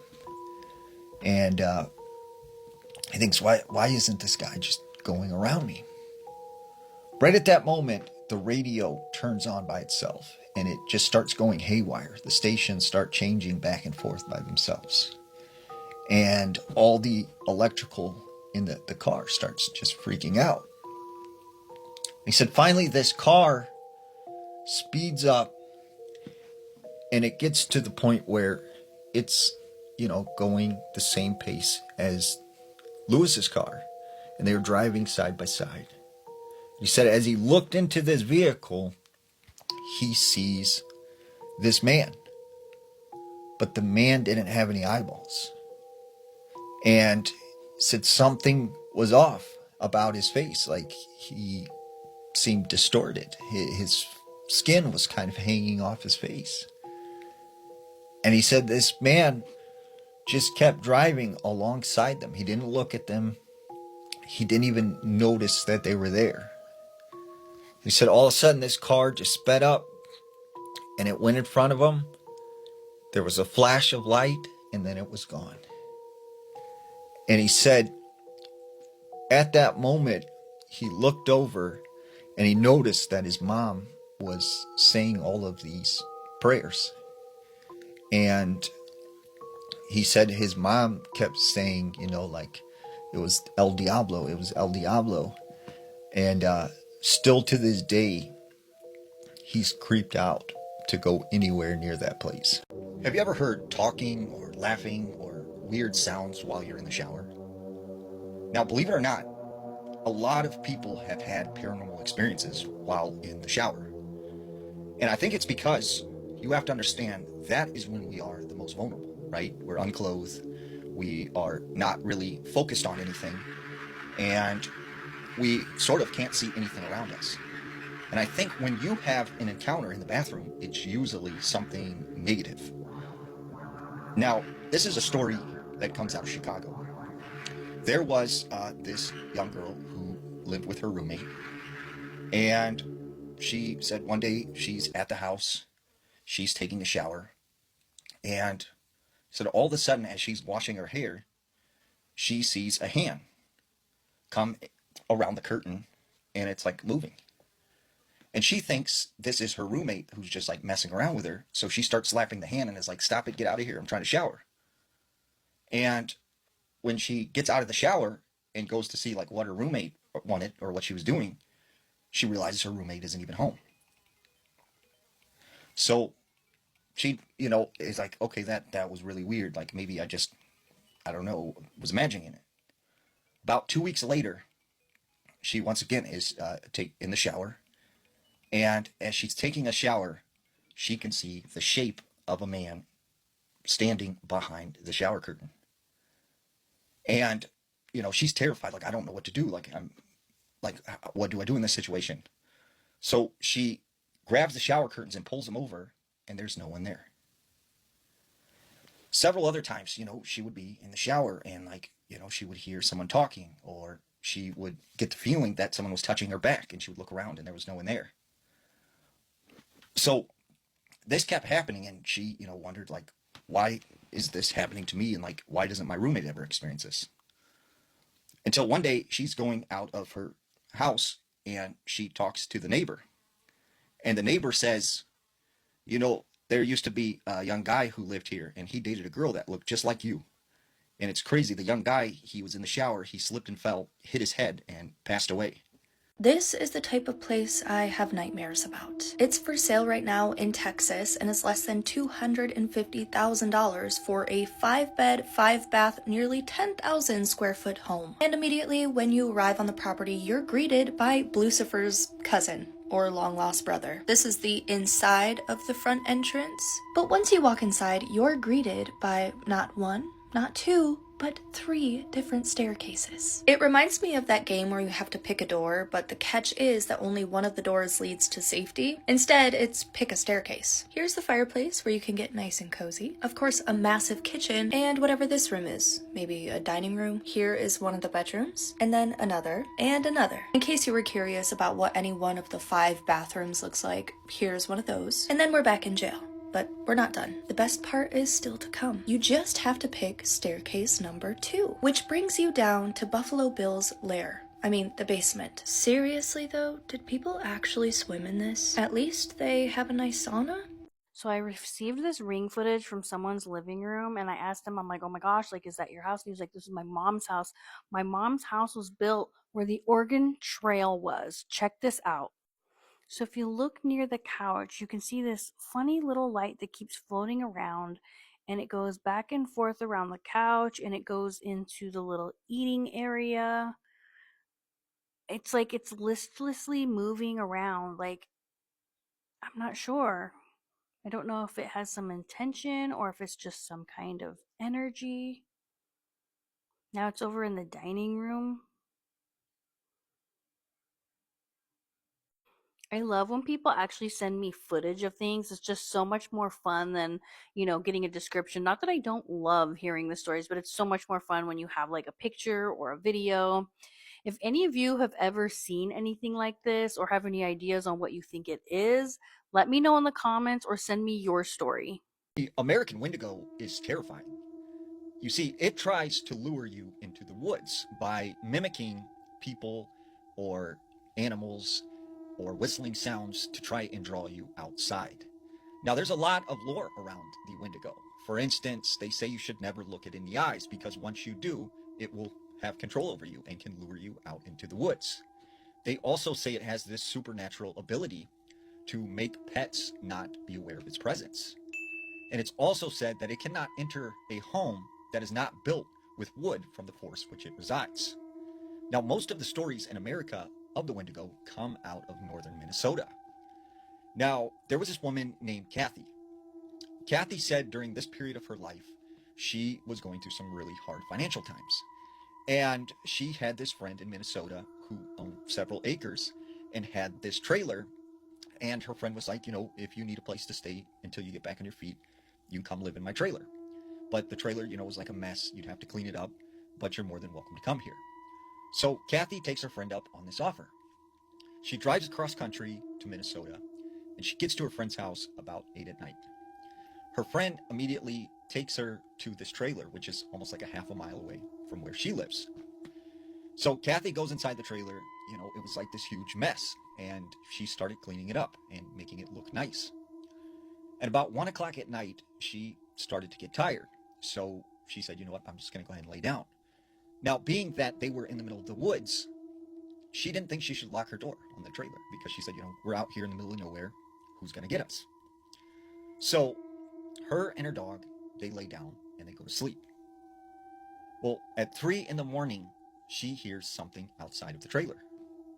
And she notices her dog, who's laying right next to her, has lifted up its head and is moving it left to right like it has picked up on something. And that's when she hears her friend's voice say, Kathy, come on outside. And she almost responded to her because she thought it was her friend until she realized it was 3 in the morning and her friend goes to bed like at 9 o'clock. And she also thought it was weird that the dog didn't even respond to this thing. So she just lays in her bed holding onto her dog, and the dog is shaking and terrified. And that's when she starts hearing scratching sounds on the side of the trailer. And once again, she hears her friend's voice say, Kathy, come outside right now, come outside. And this whole time, she's just holding onto her dog, kind of freaking out. And then that's when she said the front door of this trailer opened up by itself. And she didn't want to look. She didn't want to see what was coming through that door. So she just put her head down, and she could hear this thing sort of breathing and groaning as it entered into her trailer. And she hears her friend's voice say, look at me right now. Look me in the eyes. And she doesn't respond. She doesn't say anything. And she said she started to say this prayer that she knew when she was a young girl. And she kept saying it over and over again. And eventually, whatever this was, left the trailer and took off into the woods. The next morning, she goes to her friend's house, and she confirms that her friend was asleep and did not visit her. And she said, to this day, she is terrified to stay alone in northern Minnesota. A lot of people don't realize that video games can be vessels for something evil or negative, right? They see it as an opportunity to trick you or lure you in. Think about it. When we're playing a video game, we are focused in on this game. All of our attention goes to it. And so we don't realize what is coming through. And the people that created this game, when they're developing it, we don't know what goes on during that process. We don't know what's written into the code or the Easter eggs in the video game. So yes, a video game can be haunted. Now, this story I heard when RD2 first came out. There was this guy, he just got the game, and he'd been playing for like a week. Well, there's a part in the game when you're in Lemonade, and you're outside of St. Denis in the swamp, where you encounter this ghost woman. And this guy said he happened to be in the swamp NWA in this general area where the woman appears. He said he was walking around when all of a sudden this woman just like jump scares and pops out onto the screen. And he said she was transparent, looked like the ghost lady you see in this area. Well, he said right after he's seen her, he hears a man's voice on the game saying, she doesn't love you. And he said he was like freaked out. So he turns the game off and he's like, you know what, I'm done for the night. And he goes to bed. Well, he said later that night, this game turned on by itself, and he wakes up to hearing like a woman screaming. And he realizes the game has not only turned on by itself, but his character, Morgan, is right at that location where you encounter the spirit of the woman. Another creepy thing, when they were making the Fatal Frame game, the Mask of the Lunar Eclipse, the director, Makoto Shibata, said that it was a custom in Japan that when you would make a horror game, that you would go to a shrine and perform this purification ritual. He opted out of doing that because he wanted to have supernatural experiences while they were developing this game. So he said when they were recording some of the sound for the game, they picked up a voice. And when they tried to re-record this piece of sound, it just kept returning. So eventually he gave up and was like, we're just going to put it in the video game. He said another thing that happened to him was he was visiting some relatives at this old hot springs hotel in Japan. And he said he went to bed one night and he woke up and there was a man staring out the window. And he said he slowly just disappeared right in front of his eyes.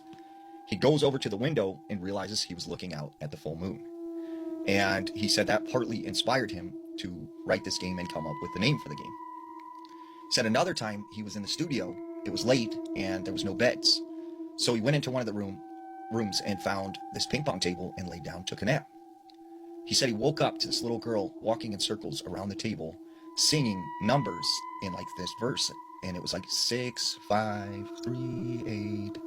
And like, so he took that experience and put it in the game. And he said many other things happened that were actually used in the developing of this video game.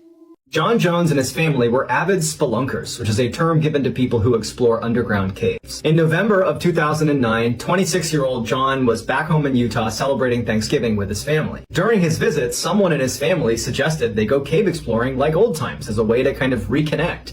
And so John, along with his younger brother Josh, who was 23 at the time, and 9 other friends and family got together and headed off to Nutty Putty Cave, which was a very popular spelunking location in their area that no one in his family had actually explored. On November 24, 2009, around 8 p.m., John and his brother, along with the rest of their friends and family, entered Nutty Putty Cave, and they make their way to the section called the Big Slide. It was not particularly challenging, and John, even though he had not been cave exploring in a really long time, felt like he could do something more difficult. So he and his brother decided to split off from the main group and make their way over to the most challenging section of the cave, known as the birth canal. So John and Josh start making their way over towards that section of the cave. They have a map and they're kind of trying to follow as best as they can. And John, who was leading the pair, stops when he gets to this waist-high hole in the wall that he believes is the entrance to the birth canal. When John was growing up and he used to go cave exploring with his family, he was much smaller. He was a kid.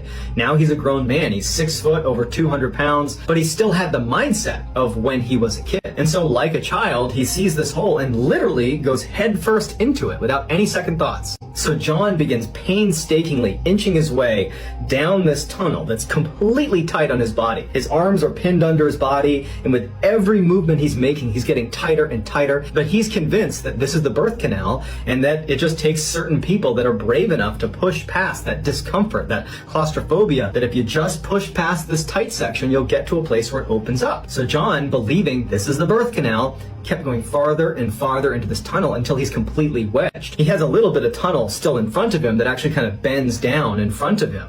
And he thinks, man, that's it. I just gotta go all the way down there and I can get into that opening. And so he's caught up against a lip of rock that's underneath his ribs. And so in order to get past it, he breathes all of the air out of his lungs and he pushes himself just past the lip. And then he breathes in again, and his chest expands, and his rib cage is literally caught up on that lip because he's now moved past it. He can't bring himself back over the lip. And what's worse is as soon as he got over that little lip, he got a better view into this hole he was going down, and it dead ends. It just gets to a point. There was nothing there. It was not the birth canal. It was an unmarked tunnel somewhere in this cave. So he's trapped, and he knows it. And to make matters even worse, John was almost completely upside down. John yells to his brother and says he's stuck. Josh starts going down this tunnel and he almost immediately gets stuck. And from where he is, he can barely see his brother, who's way down this tiny little tunnel. And he knows that if he's stuck up here, his brother's really stuck. This is a very, very bad situation they're in. So Josh barely gets himself out of this tunnel and he yells to John that he's going to go get help. But it would take 3.5 hours for the first rescue worker to arrive on scene because they are way down into this cave. This is not an easy to access area. Susie Matola was the first rescue person, and when she arrived, she said, "Hey John, how you doing down there?" And Susie would say that John sounded very distant, and he just said, "Hi Susie, thanks for coming, but I really, really want to get out." Susie immediately reassured John that she will have him out in no time, everything's going to be just fine. But when Susie looked down into this tiny little space that John was stuck in, she thought this is going to take a really long time to get him out. I mean, just to set up a pulley system to try to pull him out is going to take a long time.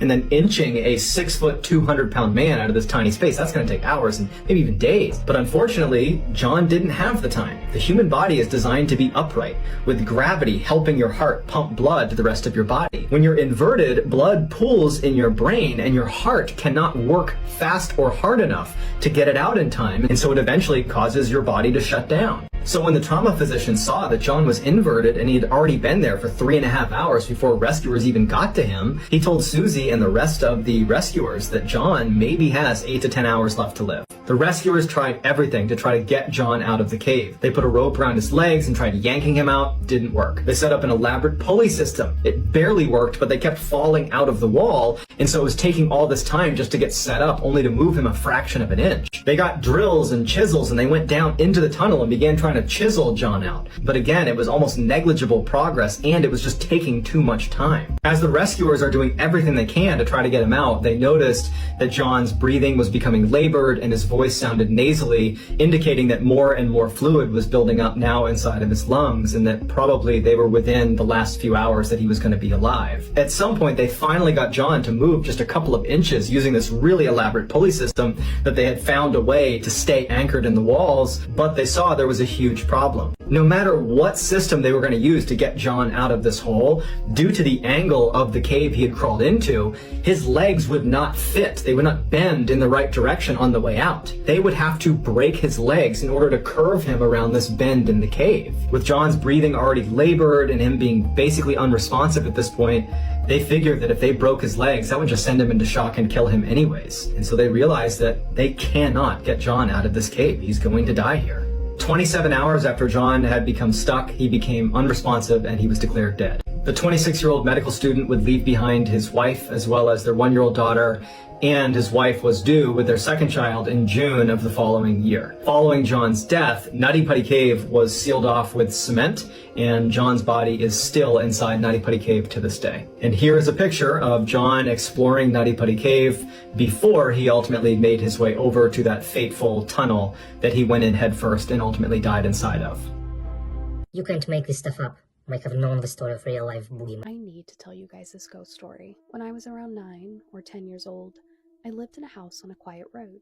Nothing about it seemed strange at the time. It was just a house. Normal, safe, at least that's what I thought.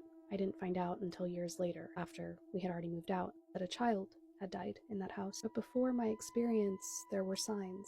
I just didn't understand them yet. My sister used to complain about noises coming from the ceiling in her room.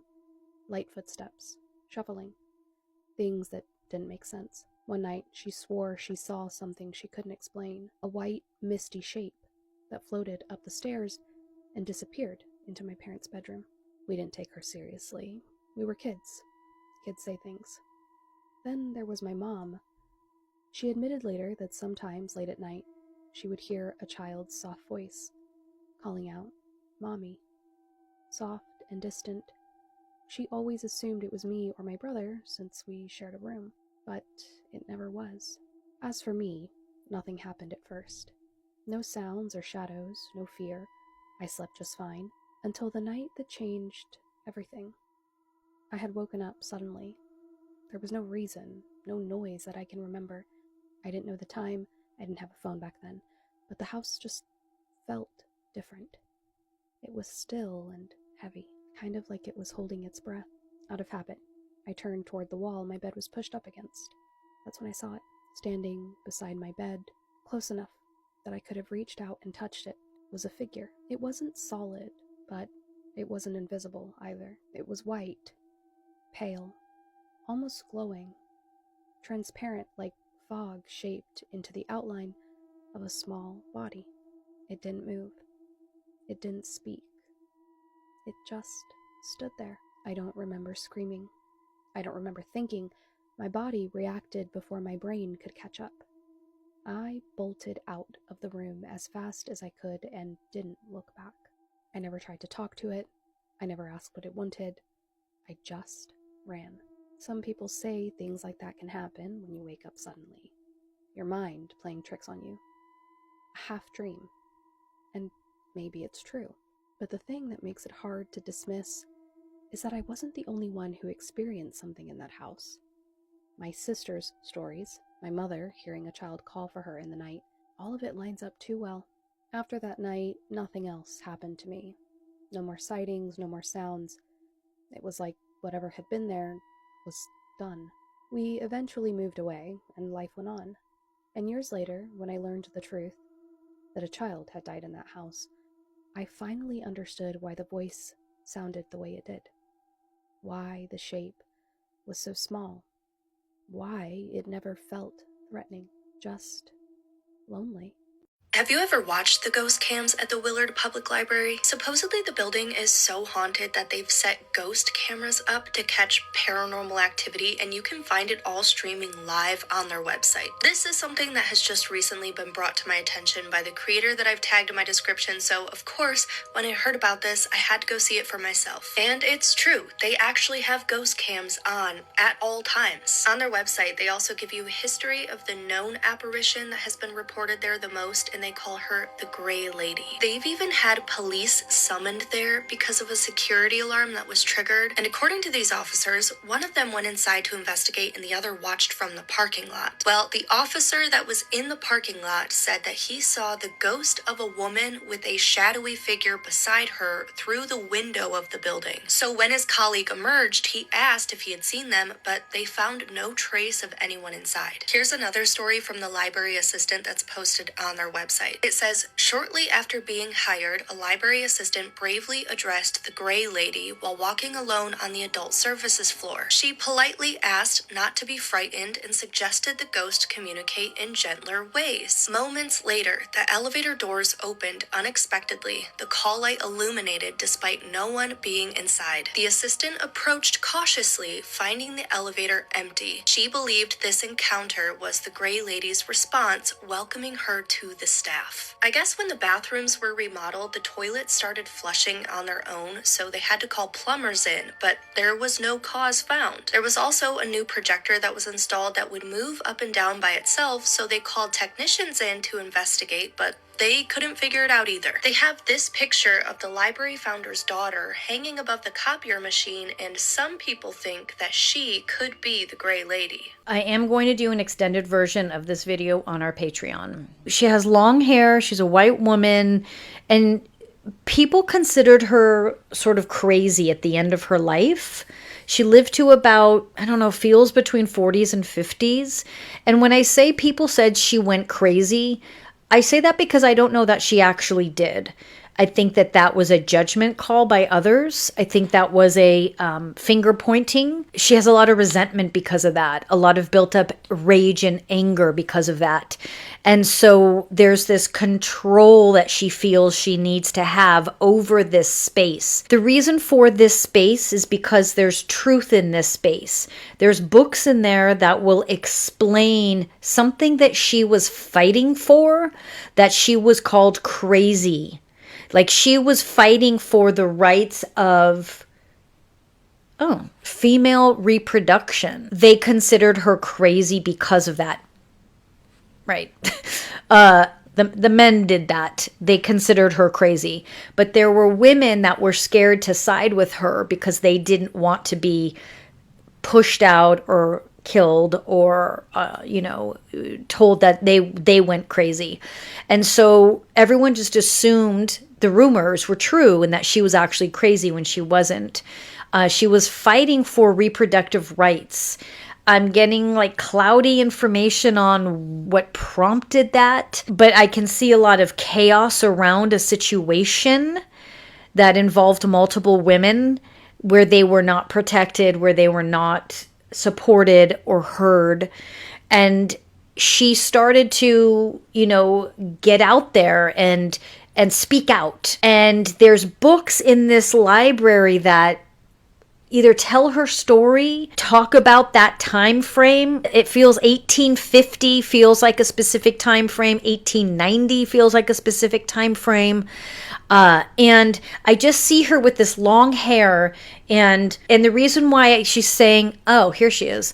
The reason why she's saying she has the long hair is because that was like frowned upon. And women who let their hair down and let it be just really flowy were looked at as, they'd name call them. And so she refused to wear her hair up, and she would wear it down, and then she would, and she was fighting for the rights of these women that were harmed.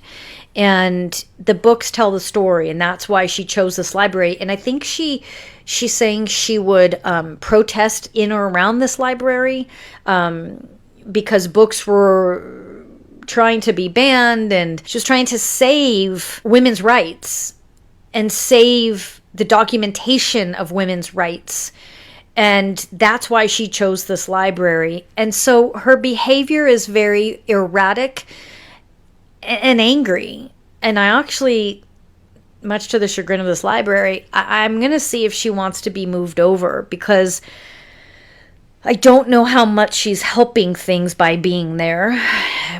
I don't know how much she's helping herself by being there. What I'm doing right now is I'm just going to have a conversation with her. Oh, she's telling me very clearly she knows she could cross over, but she won't. She's doing work. It's not going to give up that work, and it's not going to give up that fight. And it's like she's doing work behind the scenes. She's in between realms, but she is very conscious and aware of who she is, what she's doing, where she's at, and how she can be of service for women. And she has a method to her madness, which she will not reveal to me, but it will be revealed.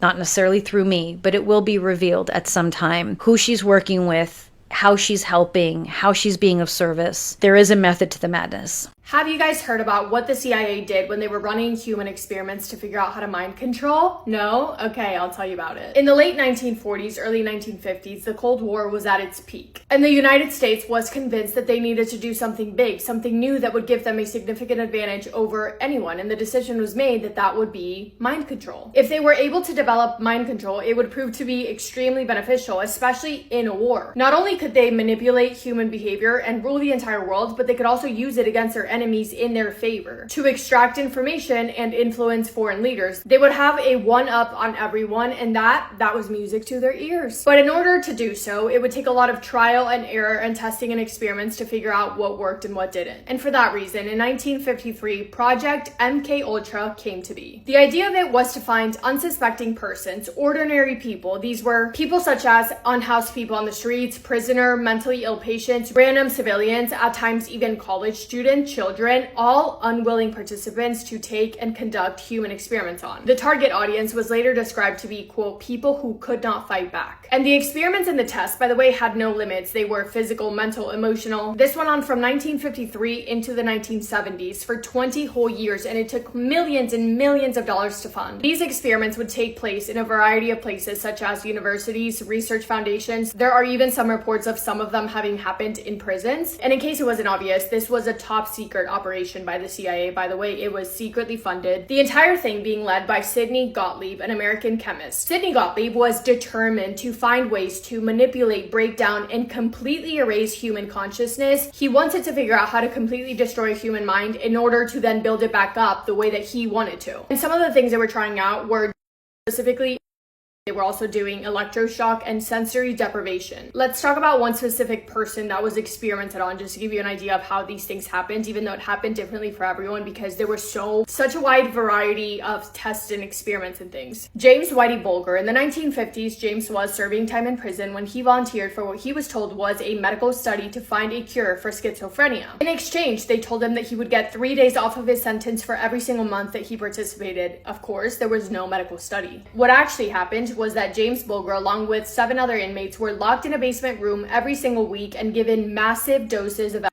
This is how James described it himself years later, quote, "In minutes, the would take over and about 8 or 9 men, Dr. Pfeiffer and several men in suits who were not doctors, would give us tests to see how we reacted. 8 convicts in a panic and paranoid state, total loss of appetite, hallucinating, the room would change shape, hours of paranoia and feeling violent. We experienced horrible periods of living nightmares and even coming out of the walls, guys turning to skeletons in front of me. I saw a camera change into the head of a dog. I felt like I was going insane." And while they were in this crazy, unstable state of mind, the supervising doctor would come in and start asking them leading questions such as, Would you ever commit murder? What would you do? How would you do it? James experienced this more than 50 times, and prior to the experiments, he wasn't known to have murdered anyone. But after them, he is believed to have committed at least 11 murders. One of the jurors who convicted him in 2013 later on said that she regretted finding him guilty after finding out about everything that he was put through during MK Ultra. Information that his lawyers, for whatever reason, never brought up in trial. James was never the same person after this. He later wrote that the experiments completely destroyed his ability to sleep. He suffered nightmares, amongst other things, for the rest of his life. On a different occasion, Sidney Gottlieb decided not to test prisoners, but instead his own scientists that worked for him. He invited a group of them over to his house for, I think, some sort of dinner, and without their knowledge, he gave all of them. Sidney wanted to do this because he wanted to be able to ask them questions about things that only they knew about, to see if he could control their mind in the way that they answered these questions, and also to see if they would betray him and spill their secrets. When everyone began to feel weird and slowly but surely began to hallucinate, only then was Sidney like, oh yeah, I gave you all. Let's see what happens. One of the men at this dinner was Dr. Frank Olson. When the men realized what was going on, some of them handled it relatively well. 43-year-old Dr. Frank Olson was not one of them. Over the next 9 days after that night, Dr. Frank Olson felt like he was losing his mind. He told his wife that he had made a terrible mistake, but never explained what he meant. He was agitated, he was paranoid, he felt like he was in a permanent state of confusion. So much so that he went back to Sidney Gottlieb and he was like, man, I am losing it, I don't know what to do. And Sidney was like, okay dude, no worries, we'll take you to go see a doctor. So he flew to New York, checked into a hotel room, and got ready to work with a psychiatrist to work on how to get his mind back to a normal state. But then on November 28th of 1953 at 2:25 in the morning, he jumps out from the 13th floor. He couldn't take it anymore. The CIA's official story was ruling it an unaliving following a fatal nervous breakdown. And for 22 years, Frank Olson's family did not know that he had been under CIA supervision when he passed. The man in the hotel room with him, Robert Lashbrook, was another CIA chemist, later claimed that he was asleep when Frank went out of the window. But one report that I read said that Robert didn't leave the room. He didn't call the police. Instead, he made a phone call to an unidentified CIA contact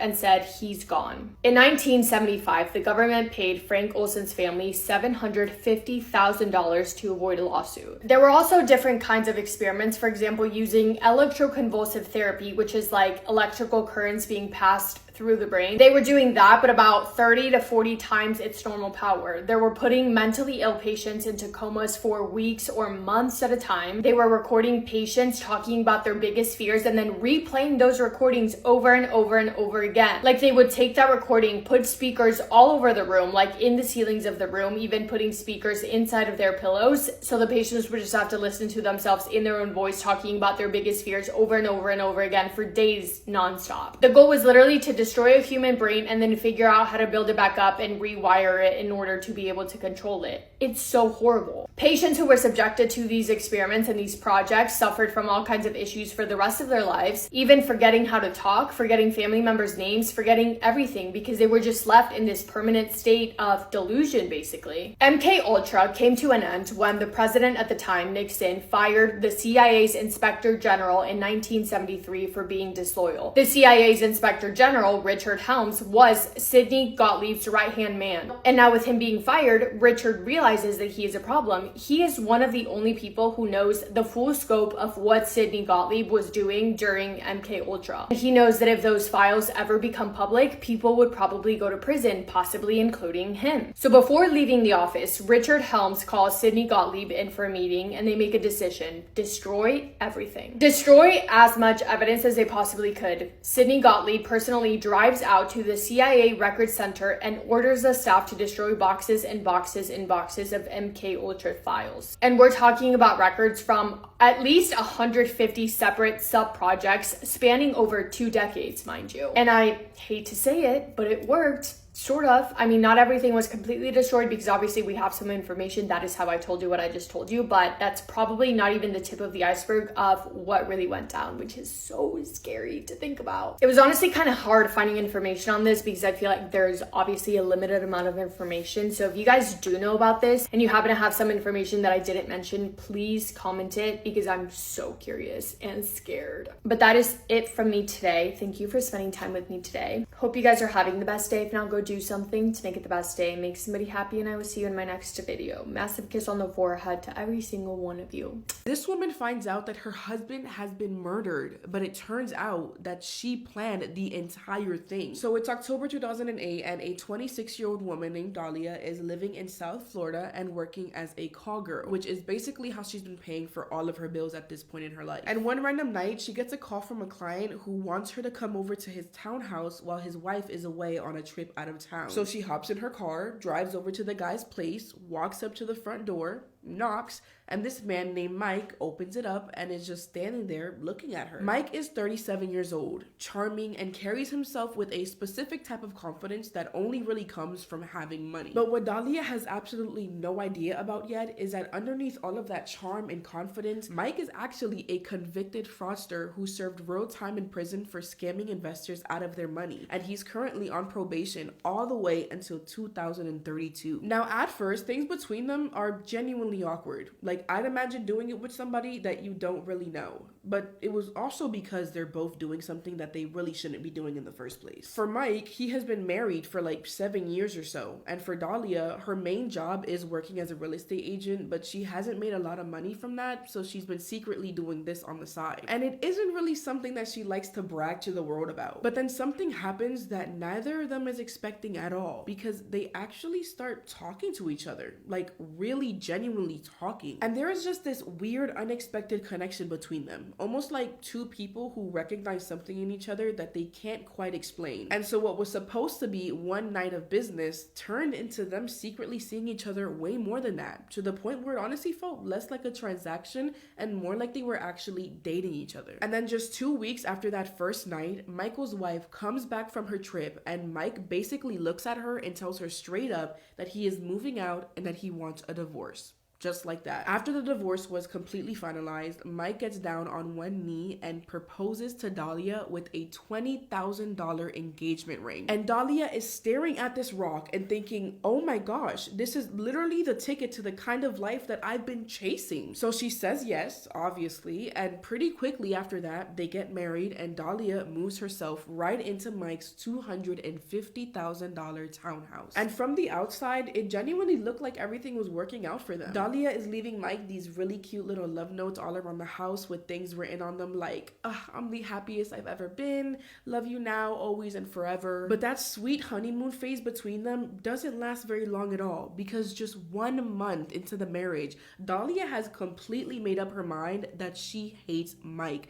and no longer wants to be in a relationship with him anymore. But here's the problem. Dahlia is smart enough to realize that if she just ups and leaves Mike, then she is going to walk away with basically nothing and go right back to being exactly where she was before any of this happened. And that's when it sort of hit her like, wait a minute, what if Mike just wasn't here anymore? Like, if he died in some kind of accident, she'd inherit everything he'd owned, the house, the money, all of it, and she would never have to worry about going back to her old life ever again. And so that became the plan, except the problem was actually figuring out how to make it happen without anyone being able to trace any of it back to her. So she starts trying all kinds of bizarre ways to unalive him. First, she tries to poison him with antifreeze. She's secretly pouring a lot into his coffee, hoping that he'll just die quietly and everyone will think it was due to like natural causes or something. And sure enough, Mike gets extremely sick from it, like completely bedridden for days, and Dahlia's taking care of him, like, oh baby, what's wrong? But somehow Mike doesn't die from it. Now, most people, if they try to poison someone and it didn't work, they would probably take that as a sign from the universe to, I don't know, stop and never try it again. But Dahlia just moves on to what she has apparently already decided is going to be plan B, which is getting Mike arrested and sent back to prison so that he'll be locked away for a very long time without her having to do anything more extreme than the antifreeze. She knows that Mike is on probation and that if he violates it in literally any way at all, he will be going back to prison for a very serious amount of time. So she starts making anonymous calls to police claiming that he is dealing drugs. She even goes as far as physically planting illegal substances inside of his cigarette box so that if police ever search him or pull him over, they will find exactly what what she told them to look for. And so one evening when the two of them are driving home together from a restaurant, they get pulled over by a cop, and randomly they search the car and find exactly what Dahlia has put into his cigarettes just a few days before. And Mike starts crying and pleading with the officer like, "Sir, these are not mine. I don't know how those got there." And somehow the officers actually believed him and they let him go without arresting him, which was the last thing that Dahlia needed to happen after all the work that she had just put into setting this thing up. But on the drive home, Mike starts really thinking hard about everything that has happened, and he pretty quickly realizes that the only person in the world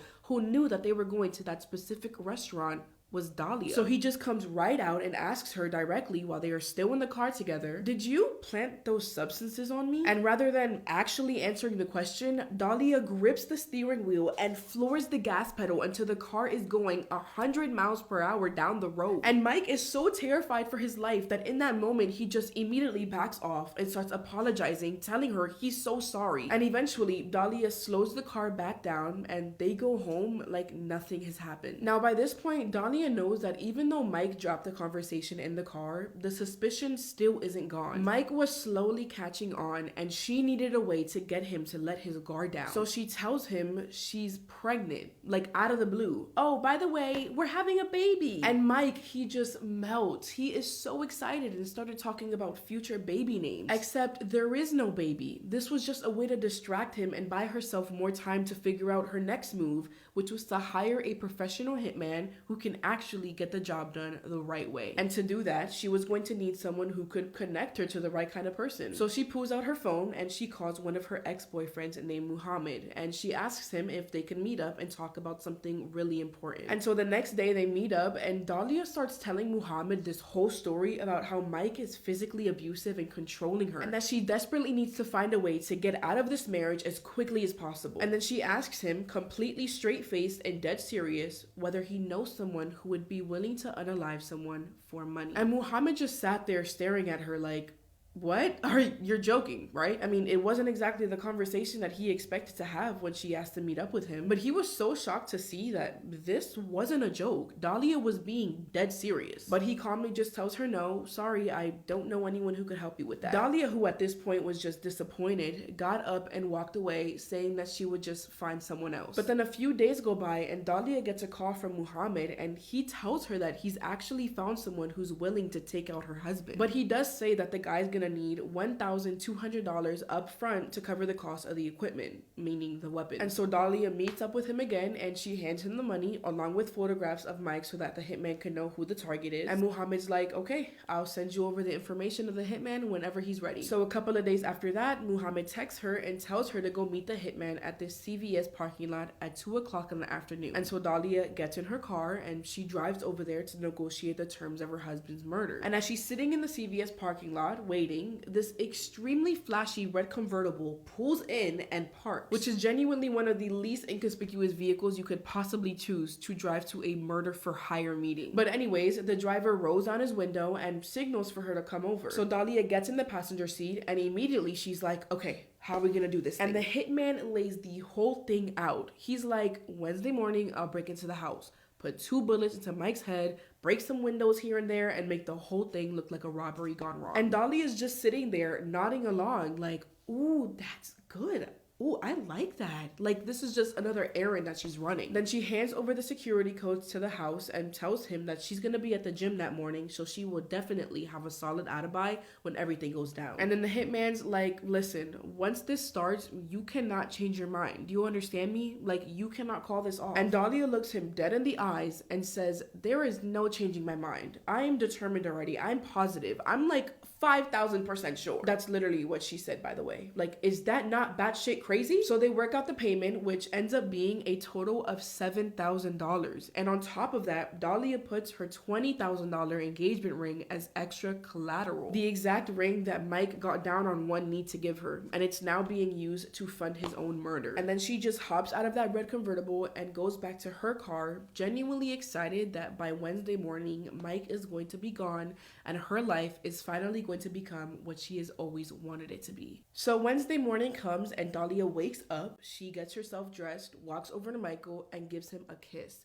and she tells him that she'll bring him back a Starbucks on her way home from the gym, knowing full well there is no later. She drives herself to the gym and starts her workout like everything is completely normal, making sure to be as visible to as many people as possible so that her alibi can be as airtight when police start asking questions about where she was. And then her phone starts ringing, and she immediately picks it up, and the voice on the other end says in a very serious tone, "Ma'am, this is Sergeant Frank Ramsey with the Boynton Police Department. There has been a very serious incident involving your husband, and you need to come home immediately." So she rushes back to her neighborhood as fast as she can, and when she turns onto her street, she sees police cars everywhere, lights flashing in every direction, yellow crime scene tape everywhere, and officers standing around like something very serious just happened here. She parks, gets out, and an officer walks up to her with this super serious look on his face and says, "We had a report of a disturbance at your house, and there were shots fired.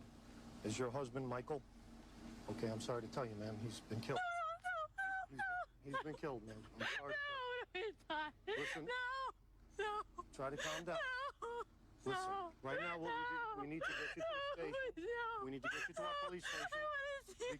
I can't let. At this point, everyone still has the same question. Who would want Mike dead? So detectives decide to bring Dahlia down to the station and sit her down in an interrogation room to hopefully get the question answered. And this detective sits across from her and he says, "Listen, is there anyone that you think would want to hurt your husband?" And Dahlia, putting on the performance of her life, tells him about his probation, about the people that he scammed in the past who might want revenge, about his history with alcohol and substances, basically just listing off all of the negative things about Mike. But the detectives were finding it a bit weird that her husband has supposedly just been murdered, and the first thing that your mind goes to is building a case for why someone else might have wanted him dead, which is not exactly normal grieving spouse behavior they're used to seeing, by the way. And at one point, the detectives even make a little joke and they say something like, "Well, I hope you don't want him dead." And I was like, what? No way.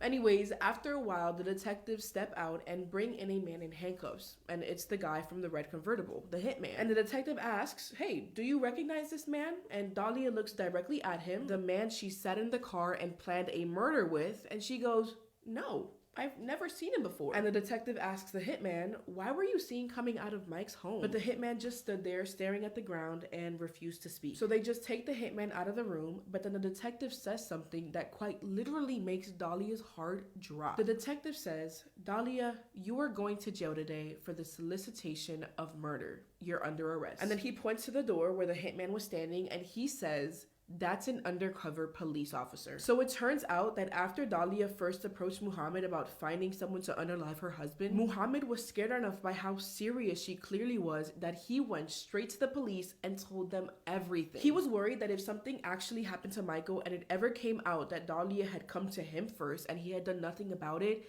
he could end up facing serious criminal charges of his own for not reporting it. And the police at first were genuinely skeptical because this is a very extraordinary thing for someone to just come in off the street and tell you. But they hired Muhammad up anyways, and they sent him to talk to her just to see what would happen. And they watched from the other side of the wire as Dahlia confirmed to the hitman with zero hesitation that she wanted her husband dead and that she was 5,000% sure about it. So on that Wednesday morning when Dahlia left for the gym, police immediately went to the house, knocked on the door, and Michael answered it, still half asleep and completely confused as to why there were a whole bunch of officers standing at his door before sunrise. And they just told him everything, that his wife had spent weeks planning his murder, had hired someone to come to his house that morning and shoot him in the head, and that the whole entire thing had been a sting operation the entire time. They went inside and staged the entire house to look like a real crime scene, made the call to Dahlia, and then brought her in, and let the whole thing play out exactly the way I just told you. As you could probably imagine, Mike was absolutely livid when he found out. But what hurt him the most was the fact that it wasn't like a, "Oh,